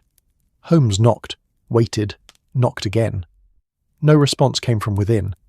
But when Watson pressed his face to the window, peering past displays of sample wares, he saw something that made his stomach clench. Holmes! The back room. I think I see someone on the floor.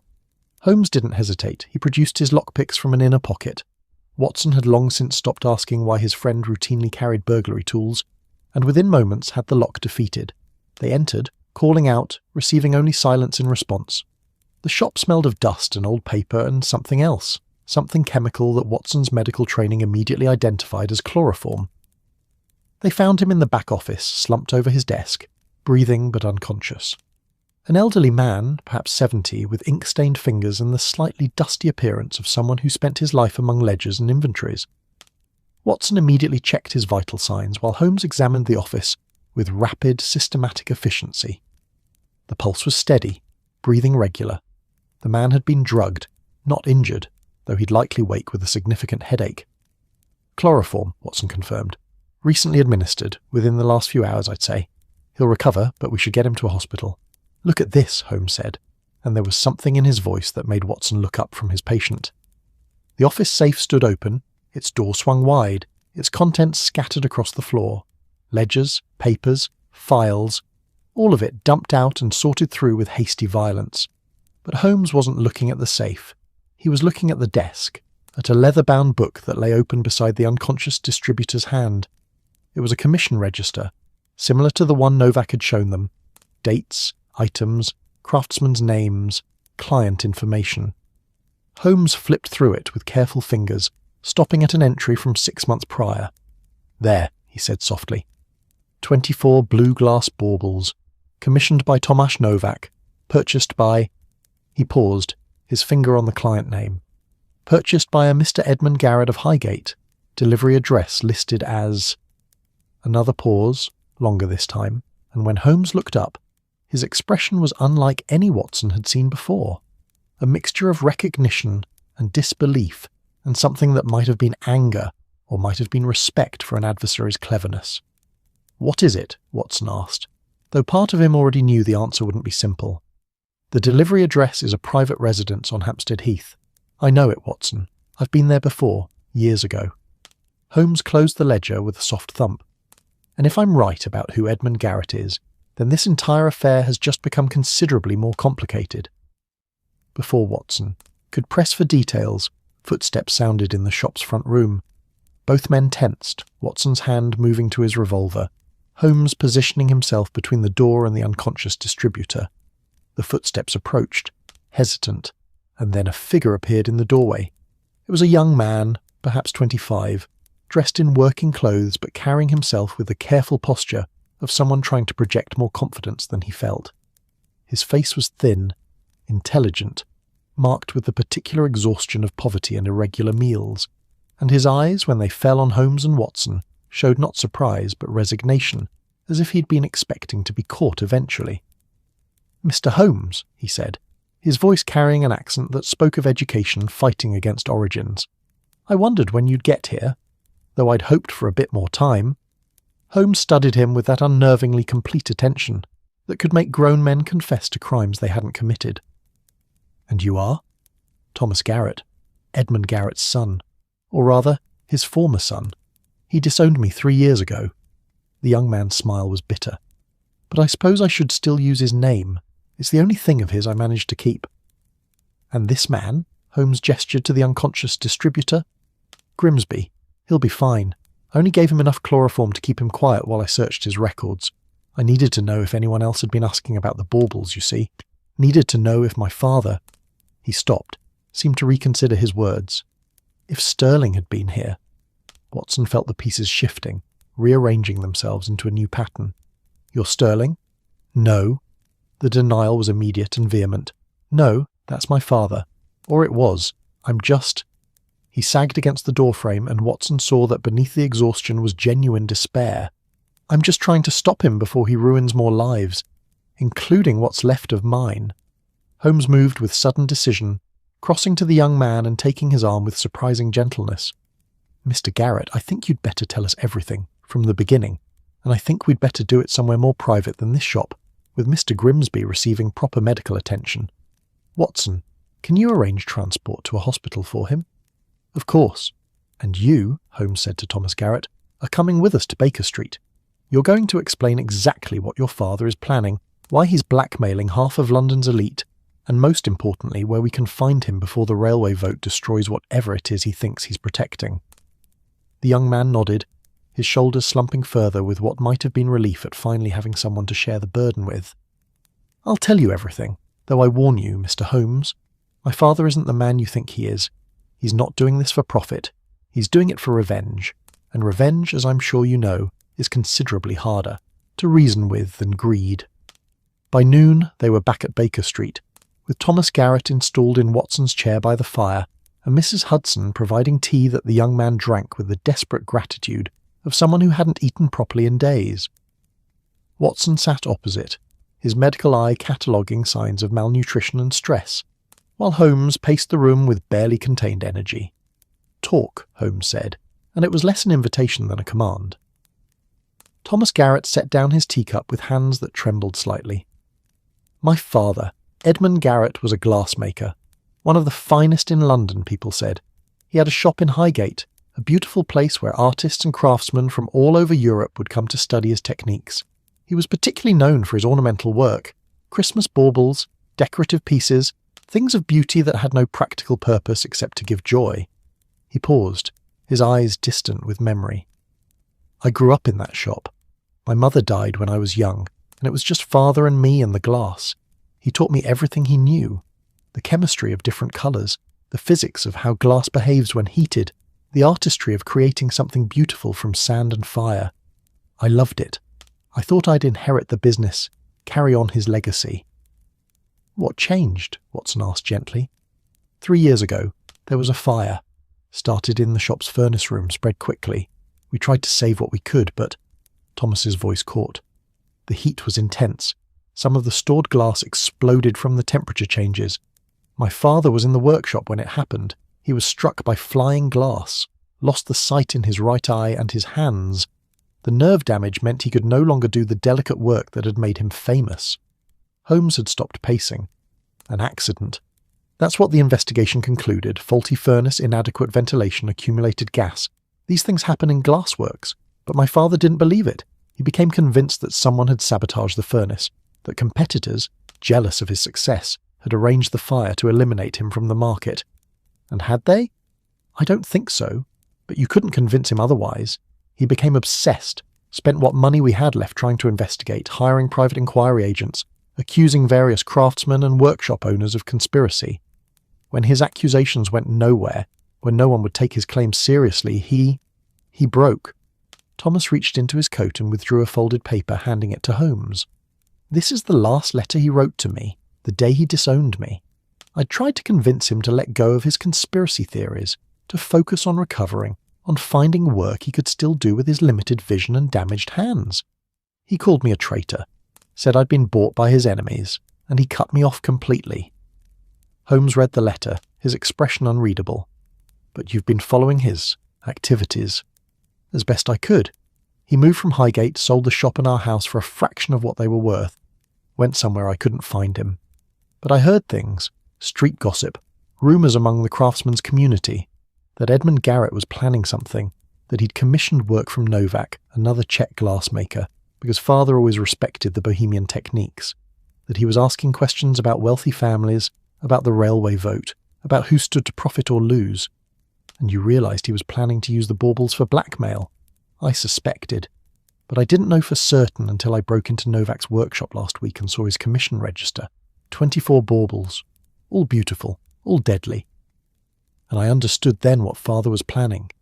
He was going to use the one skill he had left, his knowledge of glass, his understanding of craftsmanship, his ability to create beautiful things, as a weapon against the world that he felt had destroyed him. Watson leaned forward. But why the railway vote? What does that have to do with his shop burning down? Thomas's laugh was hollow. Everything and nothing. The fire that destroyed our shop. The building was owned by a property company that's one of the major landholders involved in the Eastern Railway expansion. Father convinced himself that they'd arranged the fire to devalue the building so they could acquire the land more cheaply for the railway route. It's nonsense. The route doesn't even go near Highgate, and the timing doesn't match. But once father got an idea in his head, he became fixated, Holmes finished, and the blackmail scheme isn't about profit. It's about disrupting the railway vote as revenge against the company he blames for his ruin. Exactly. By creating chaos around the vote, by making it uncertain and controversial, he damages the company's interests. He also damages the reputation of everyone involved in the debate, because in his mind, they're all part of the conspiracy against him. It's revenge disguised as financial manipulation. He gets to hurt the people he blames while simultaneously proving his own twisted genius. Holmes returned to the window, staring down at the street where the newspaper boy still loitered. "And you've been trying to stop him." "I broke into Grimsby's shop, hoping to find evidence of where father is hiding. I went to Madame Hartwell's the night I drugged her. I'm sorry for that, by the way. But I needed to search her records without interference, looking for any clue about his plans. I even destroyed her new baubles because I was afraid father would use them somehow, that he had more victims lined up." Thomas stood, his voice urgent. "Mr. Holmes, you have to understand. My father isn't evil. He's broken. The fire destroyed more than his shop. It destroyed his identity, his purpose, everything he'd built his life around. This scheme is his way of trying to matter again, to prove he's still someone to be reckoned with. But he's going to ruin innocent people in the process, and I can't let that happen." "No," Holmes said softly, "you can't, and you won't, because you're going to help us stop him. I don't know where he is, that's the truth, he's hidden himself too well. But you know how he thinks. You know his habits, his preferences, the way his mind works." Holmes turned from the window, and his smile was sharp and certain. "And I know something you don't. I know that your father is watching this building right now. That newspaper boy has been replaced twice since this morning, always with someone new, but the position never changes, which means Sterling, your father, is coordinating surveillance, and that means he's close enough to receive reports and send new watchers within the hour." Thomas's eyes widened. "You're going to trap him. We're going to give him exactly what he's been watching for, evidence that we're getting too close, that we've found his son, that the entire scheme is about to unravel." Holmes began moving around the room, that restless energy building to something almost manic. "Watson, send for Lestrade, and send telegrams to all 6 victims. Tell them to come here tonight at 8 o'clock. Make it obvious, make it public. I want everyone in London to know there's a meeting happening at Baker Street tonight. Holmes, if we're that obvious, then Sterling will have to act. He can't let his victims coordinate openly.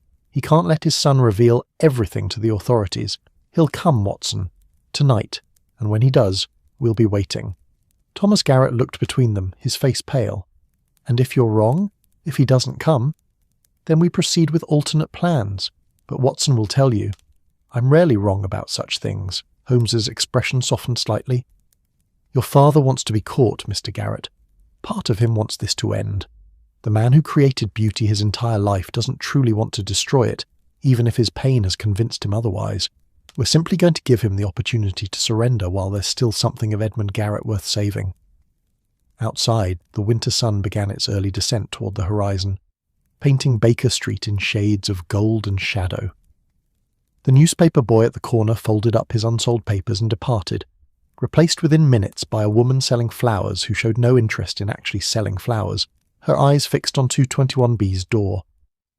And somewhere in London, a broken man with damaged hands and a mind full of grief received word that his son had been found, that his scheme was unravelling, that the time for hiding was nearly over. The trap was set. Now they simply had to wait for the wounded glassmaker to walk into it. The evening gathered over Baker Street like a curtain falling on the first act of a play, the winter darkness arriving early and complete. By 7:30, the gas lamps were burning, along the street, their amber light creating pools of warmth in the December cold. A light snow had begun to fall, the flakes drifting down with the lazy grace of feathers, settling on cobblestones and windowsills, and the shoulders of the people moving through the twilight. Inside 221B, preparations were underway with the methodical precision of a military operation. Lestrade had arrived first, bringing with him 2 plainclothes constables who had positioned themselves in the building across the street, their window affording a clear view of Baker Street's comings and goings. Mrs. Hudson, after being briefed on the situation with careful omission of the more dangerous details, had agreed to stay with her sister for the evening, though not before preparing enough tea and sandwiches to feed a small army. The victims began arriving shortly before 8, each one announced by the chime of the doorbell, each one watched by the flower seller who remained at her post despite the cold and the lack of customers. Charles Whitmore came first, his political bearing somehow enhanced by the dramatic weather.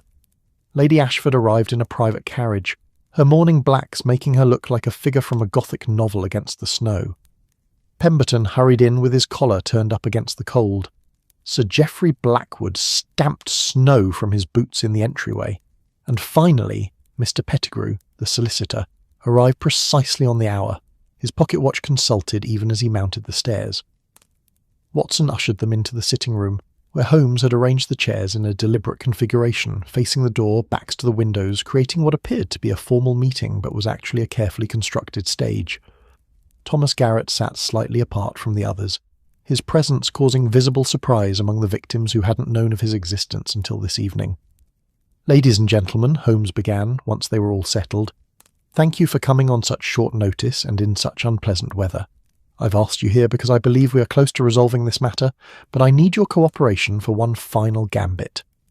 "You know who Sterling is?" Whitmore asked, his politician's instincts for directness cutting through preamble. "I do, and more importantly, he knows that I know, which puts us in an interesting position." Holmes gestured to Thomas Garrett. "This is Thomas Garrett, son of Edmund Garrett, the man you know as Sterling.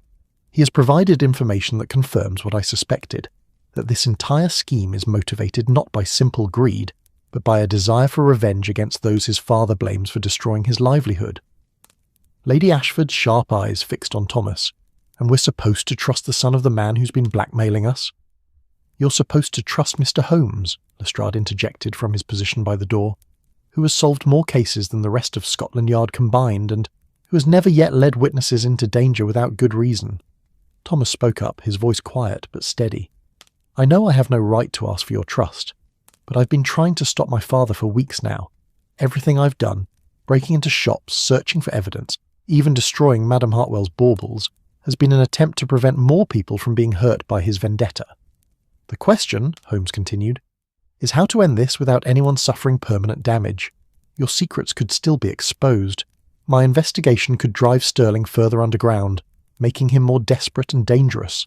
Or—" he paused, letting the word hang in the air like the snow outside the windows. "Or we could give him what he actually wants." "Which is?" Pemberton asked, his banker's mind clearly calculating risks and returns. "Recognition, acknowledgement, justice, of a sort." Holmes began pacing, his shadow stretching across the walls.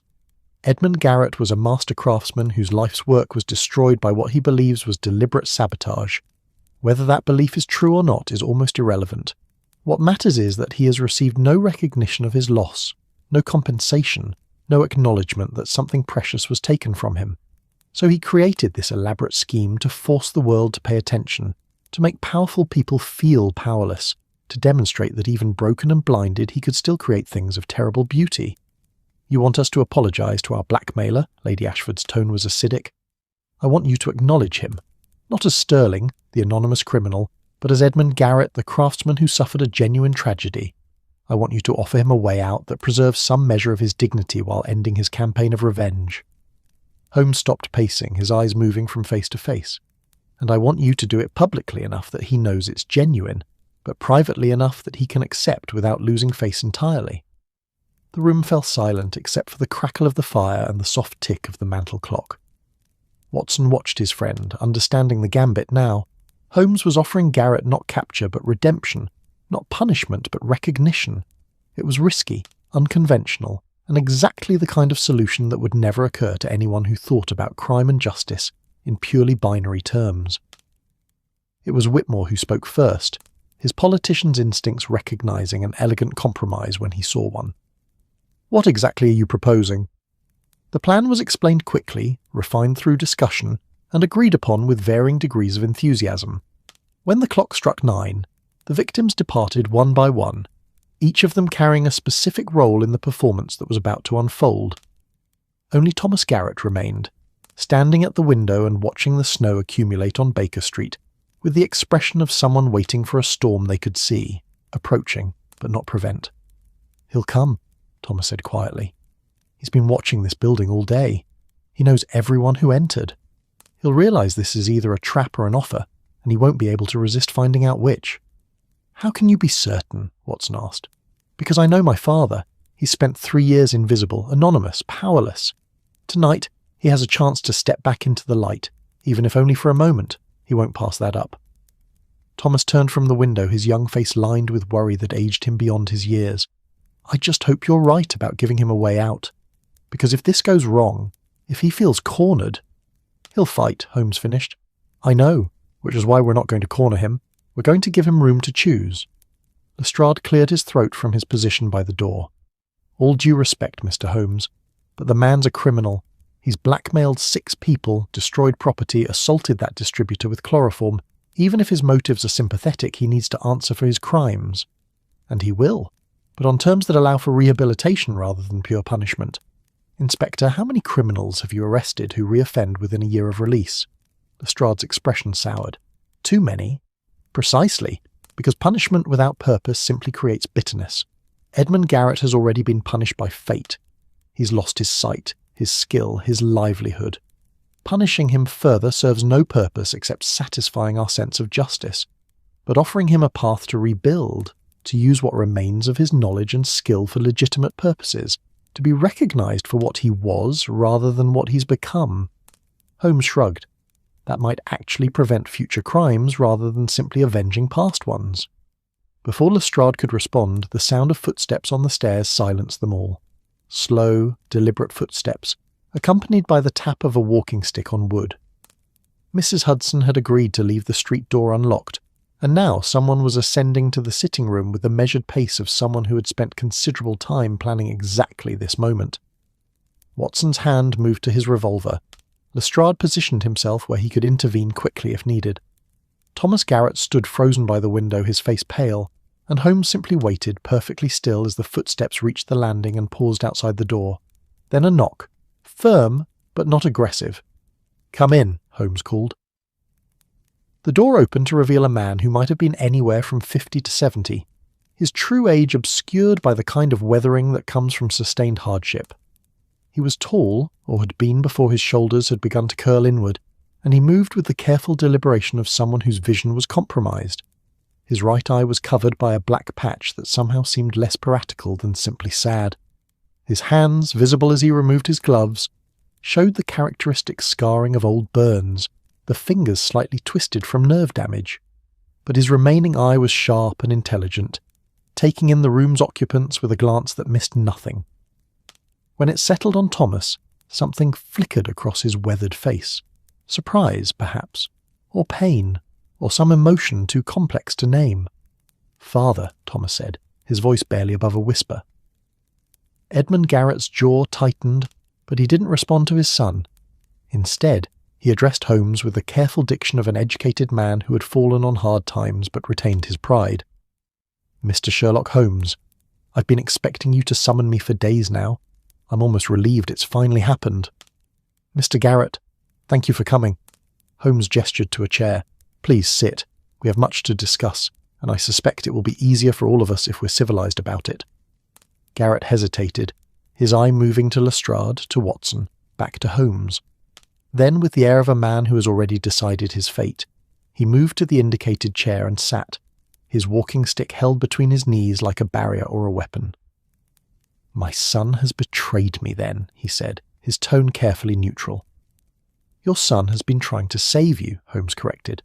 "From yourself primarily, but also from the consequences of a scheme that, while brilliant in its conception, would ultimately have brought you nothing but empty vengeance.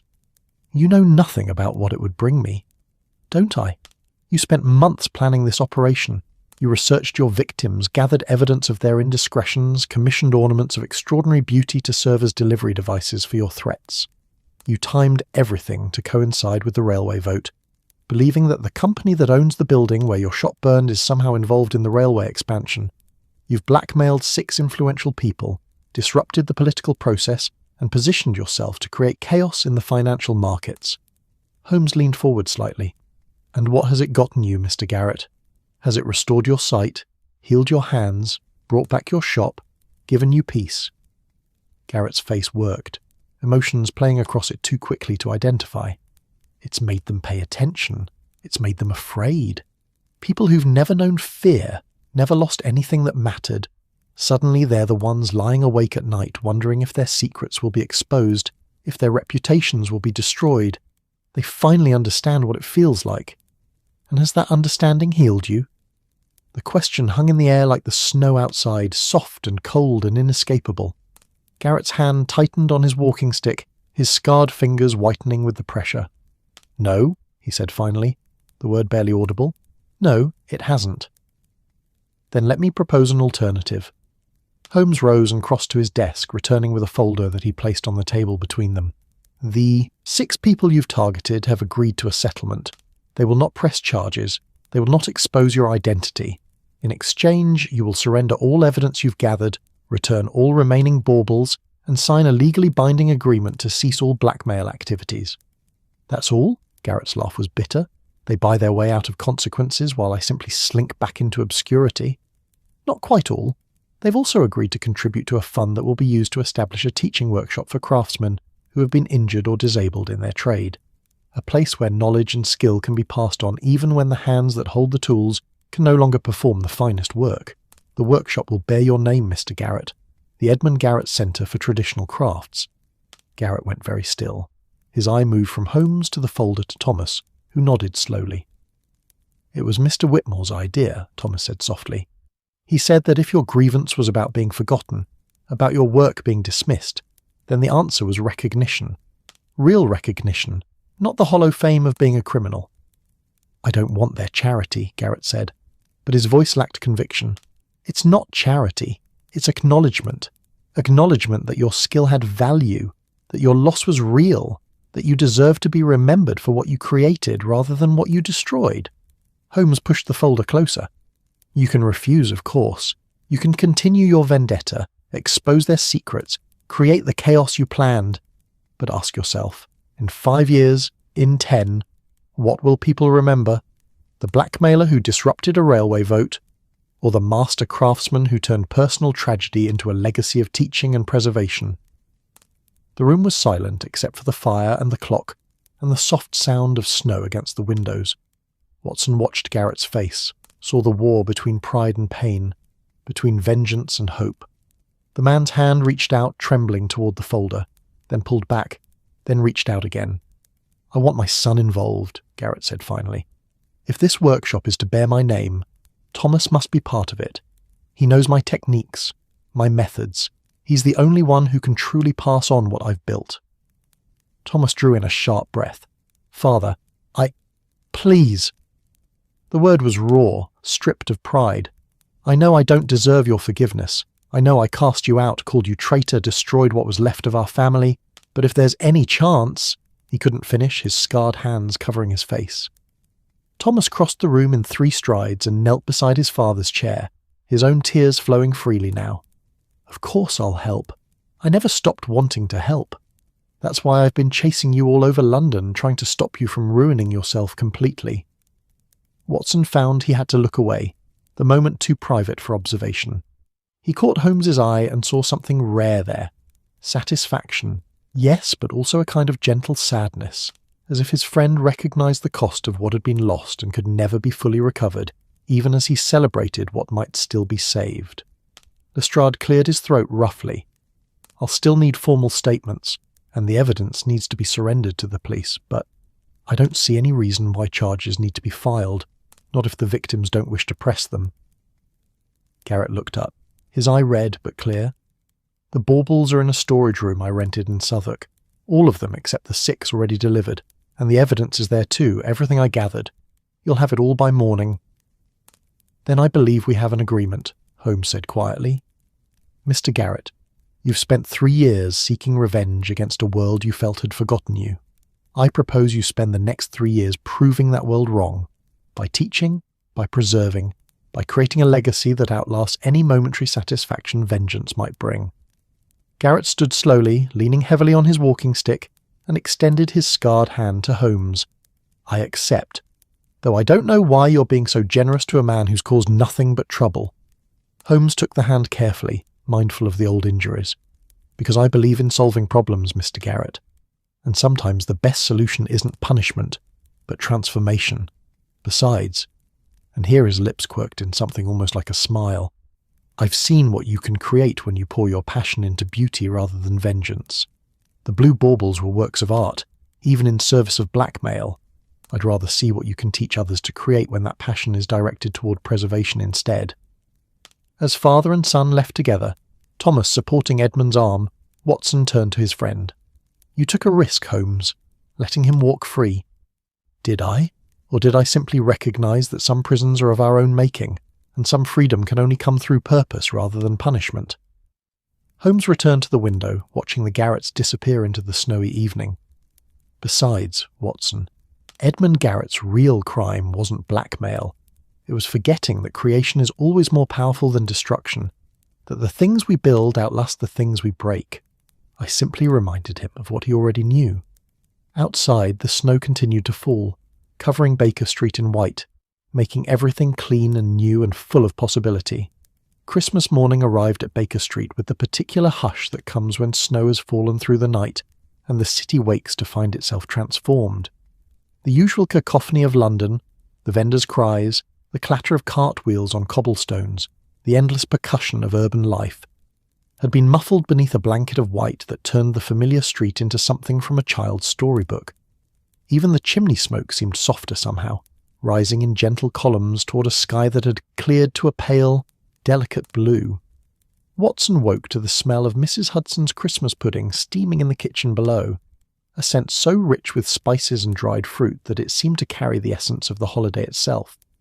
He dressed slowly, savouring the rare luxury of a morning with no urgent cases, no telegrams demanding immediate attention, no criminals requiring pursuit through frozen streets.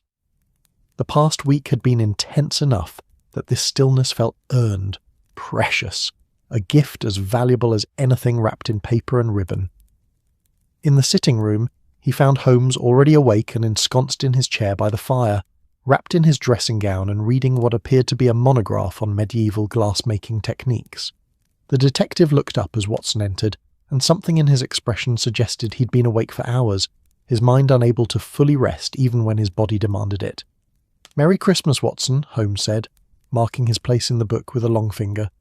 "Mrs. Hudson has outdone herself with breakfast. I believe there are kippers, eggs, toast, and something she's calling festive ham, though I suspect it's simply ham with cloves stuck in it." "That's precisely what festive ham is, Holmes." Watson settled into his own chair, accepting the cup of coffee that had been waiting for him. "Have you heard anything from the Garretts?" "A telegram arrived at dawn. Father and son spent Christmas Eve inventorying the contents of Edmund's storage room with Lestrade supervising.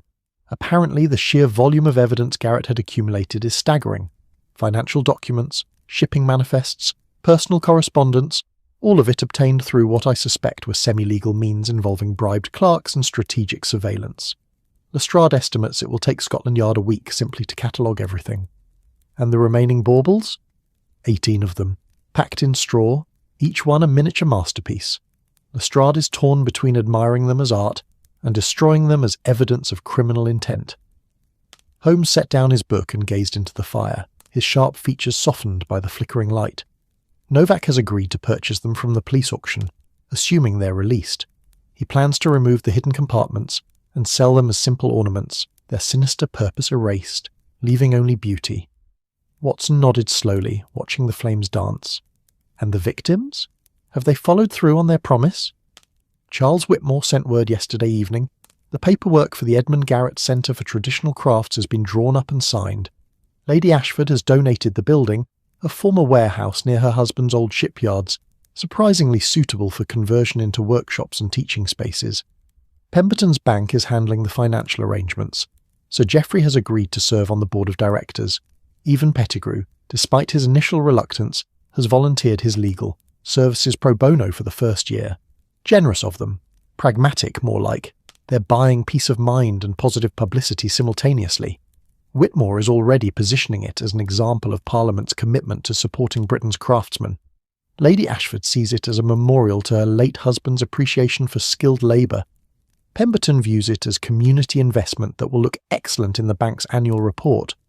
Holmes's smile was dry. But the motives matter less than the outcome. The centre will exist.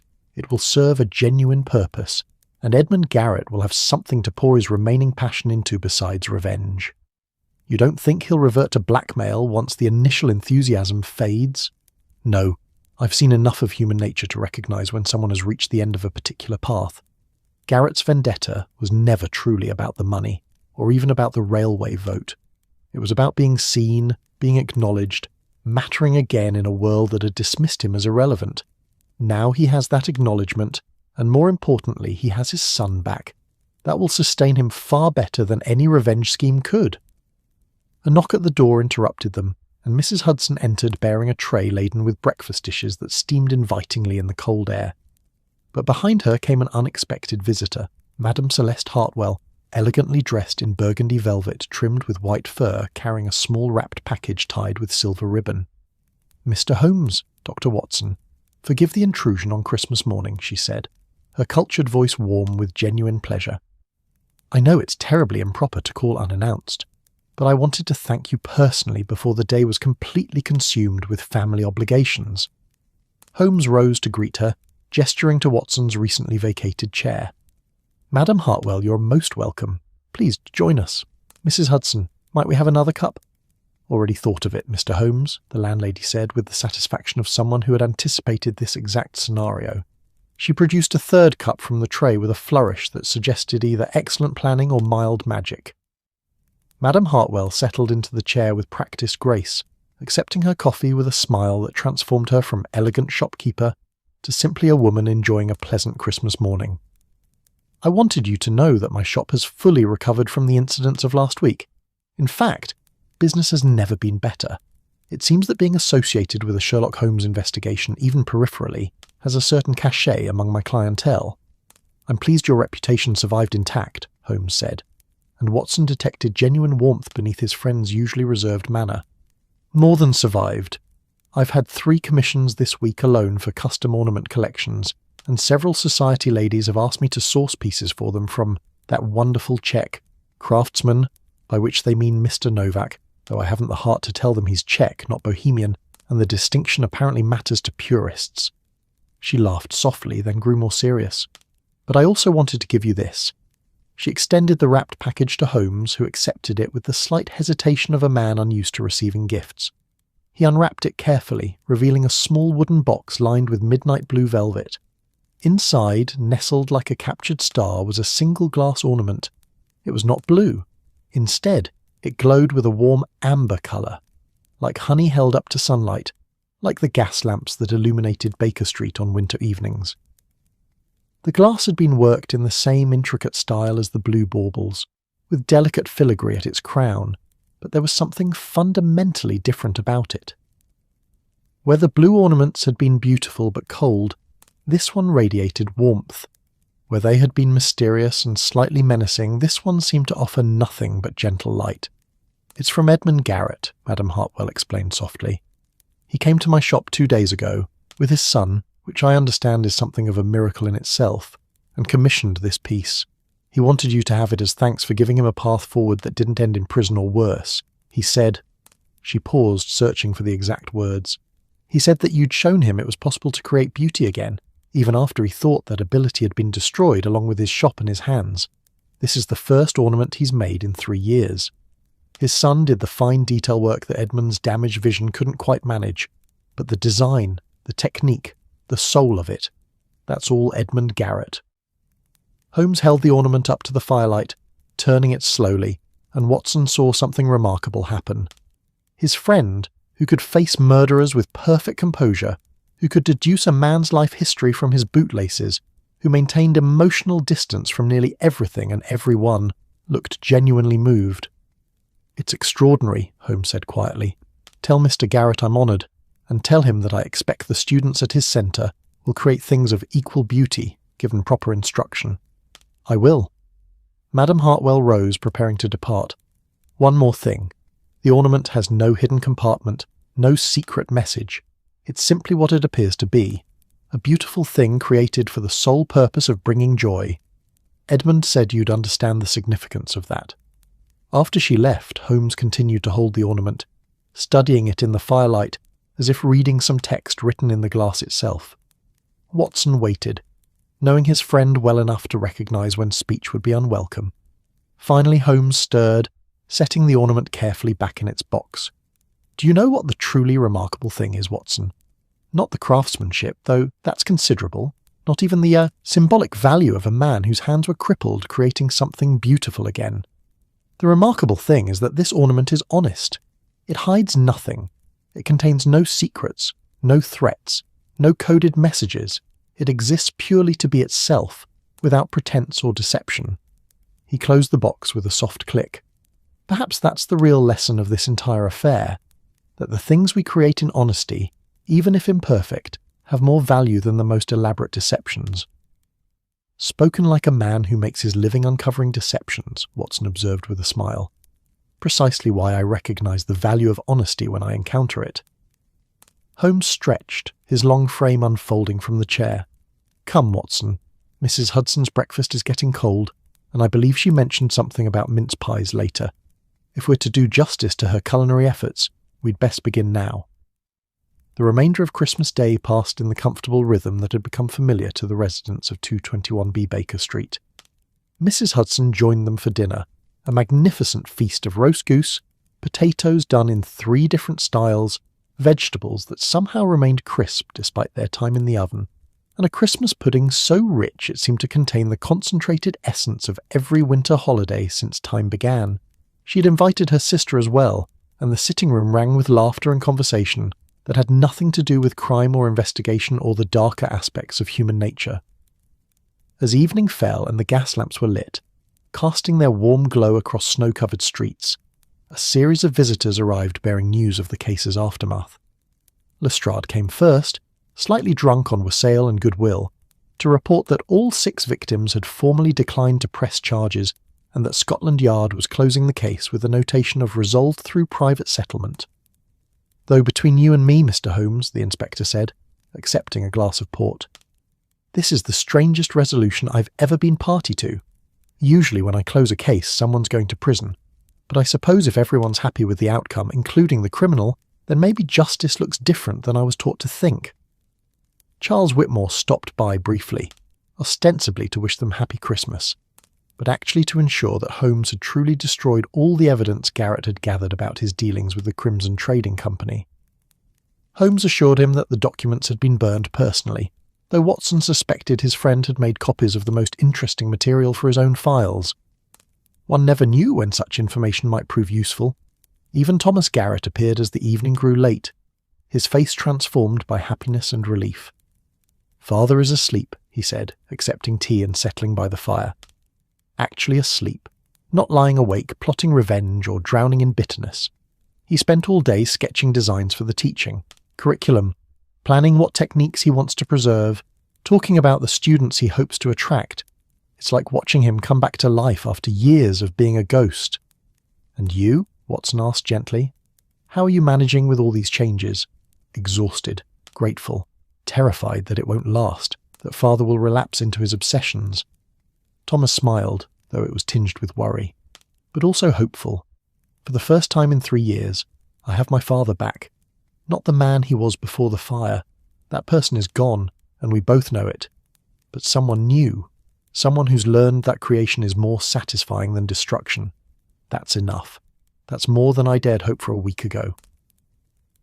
As Thomas departed into the snowy night, Watson turned to Holmes with a question that had been nagging at him all day. Do you think Garrett was right? About the fire being deliberate? About the property company sabotaging his shop? Holmes was quiet for a long moment, staring into the dying fire. "I looked into it," he said finally. "While you were sleeping yesterday morning, I reviewed the fire inspector's report, the property records, the company's dealings with other tenants, and Watson, I think he might have been right." Watson sat forward sharply. "What?" "Nothing I could prove in court. Nothing concrete enough to bring charges. But there was a pattern of suspicious fires in buildings owned by that particular company. Always in properties they wanted to redevelop. Always just before the insurance policies were set to expire. The company profited from the insurance and then sold the land at inflated prices to railway developers." Holmes's expression was grim. Edmund Garrett's tragedy wasn't just bad luck. It was probably calculated arson. His paranoia, his conspiracy theories, they may well have been accurate, which makes his 3 years of suffering even more unjust. Then shouldn't we— Do what, Watson? The evidence is circumstantial at best. The company has excellent lawyers and powerful friends. Garrett himself has moved past seeking revenge. Opening this wound again would only cause him more pain. And the centre that's being established in his name will do more good for working craftsmen than any criminal prosecution could achieve. Holmes shook his head slowly. Sometimes justice isn't about punishment. Sometimes it's about ensuring that suffering produces something meaningful, rather than simply generating more suffering. That's surprisingly philosophical for you. Blame it on Christmas. The season seems to encourage such reflection. But Holmes was smiling, and when he rose to hang Garrett's amber ornament on the small tree Mrs. Hudson had installed in the corner of the sitting room, his movements were gentle, almost reverent. The ornament caught the firelight and the lamplight and the reflected glow of snow through the windows, creating patterns of warm gold that danced across the walls. It hung there beside the far, more modest decorations Mrs. Hudson had provided, tin soldiers and paper angels and candy canes wrapped in coloured foil, and somehow didn't diminish them but enhanced them, proving that beauty could exist at any scale, in any form, so long as it was created with honest intention. Watson stood beside his friend, both of them gazing at the small tree with its mix of humble and extraordinary ornaments, and felt the particular contentment that comes at the end of a case well solved, a story well concluded, a Christmas well spent. "You know," Watson said slowly, "when this all began, I thought it was simply another blackmail scheme, another criminal using another method to extract money from the wealthy. I never imagined it would end with reconciliation, with a father and son reunited, with something constructive being built from something destructive. That's because you see the world as it is, Watson, while I see the world as it could be if the right pressures were applied at the right moments." Holmes turned from the tree, his grey eyes reflecting the firelight.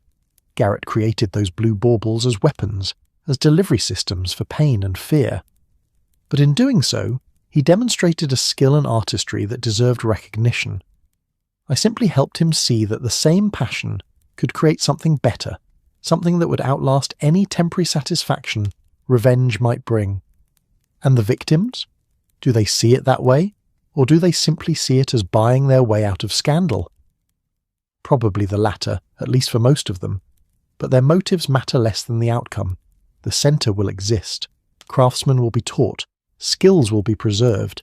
And Edmund Garrett will be remembered not as a blackmailer but as a master of his craft, who turned personal tragedy into collective benefit.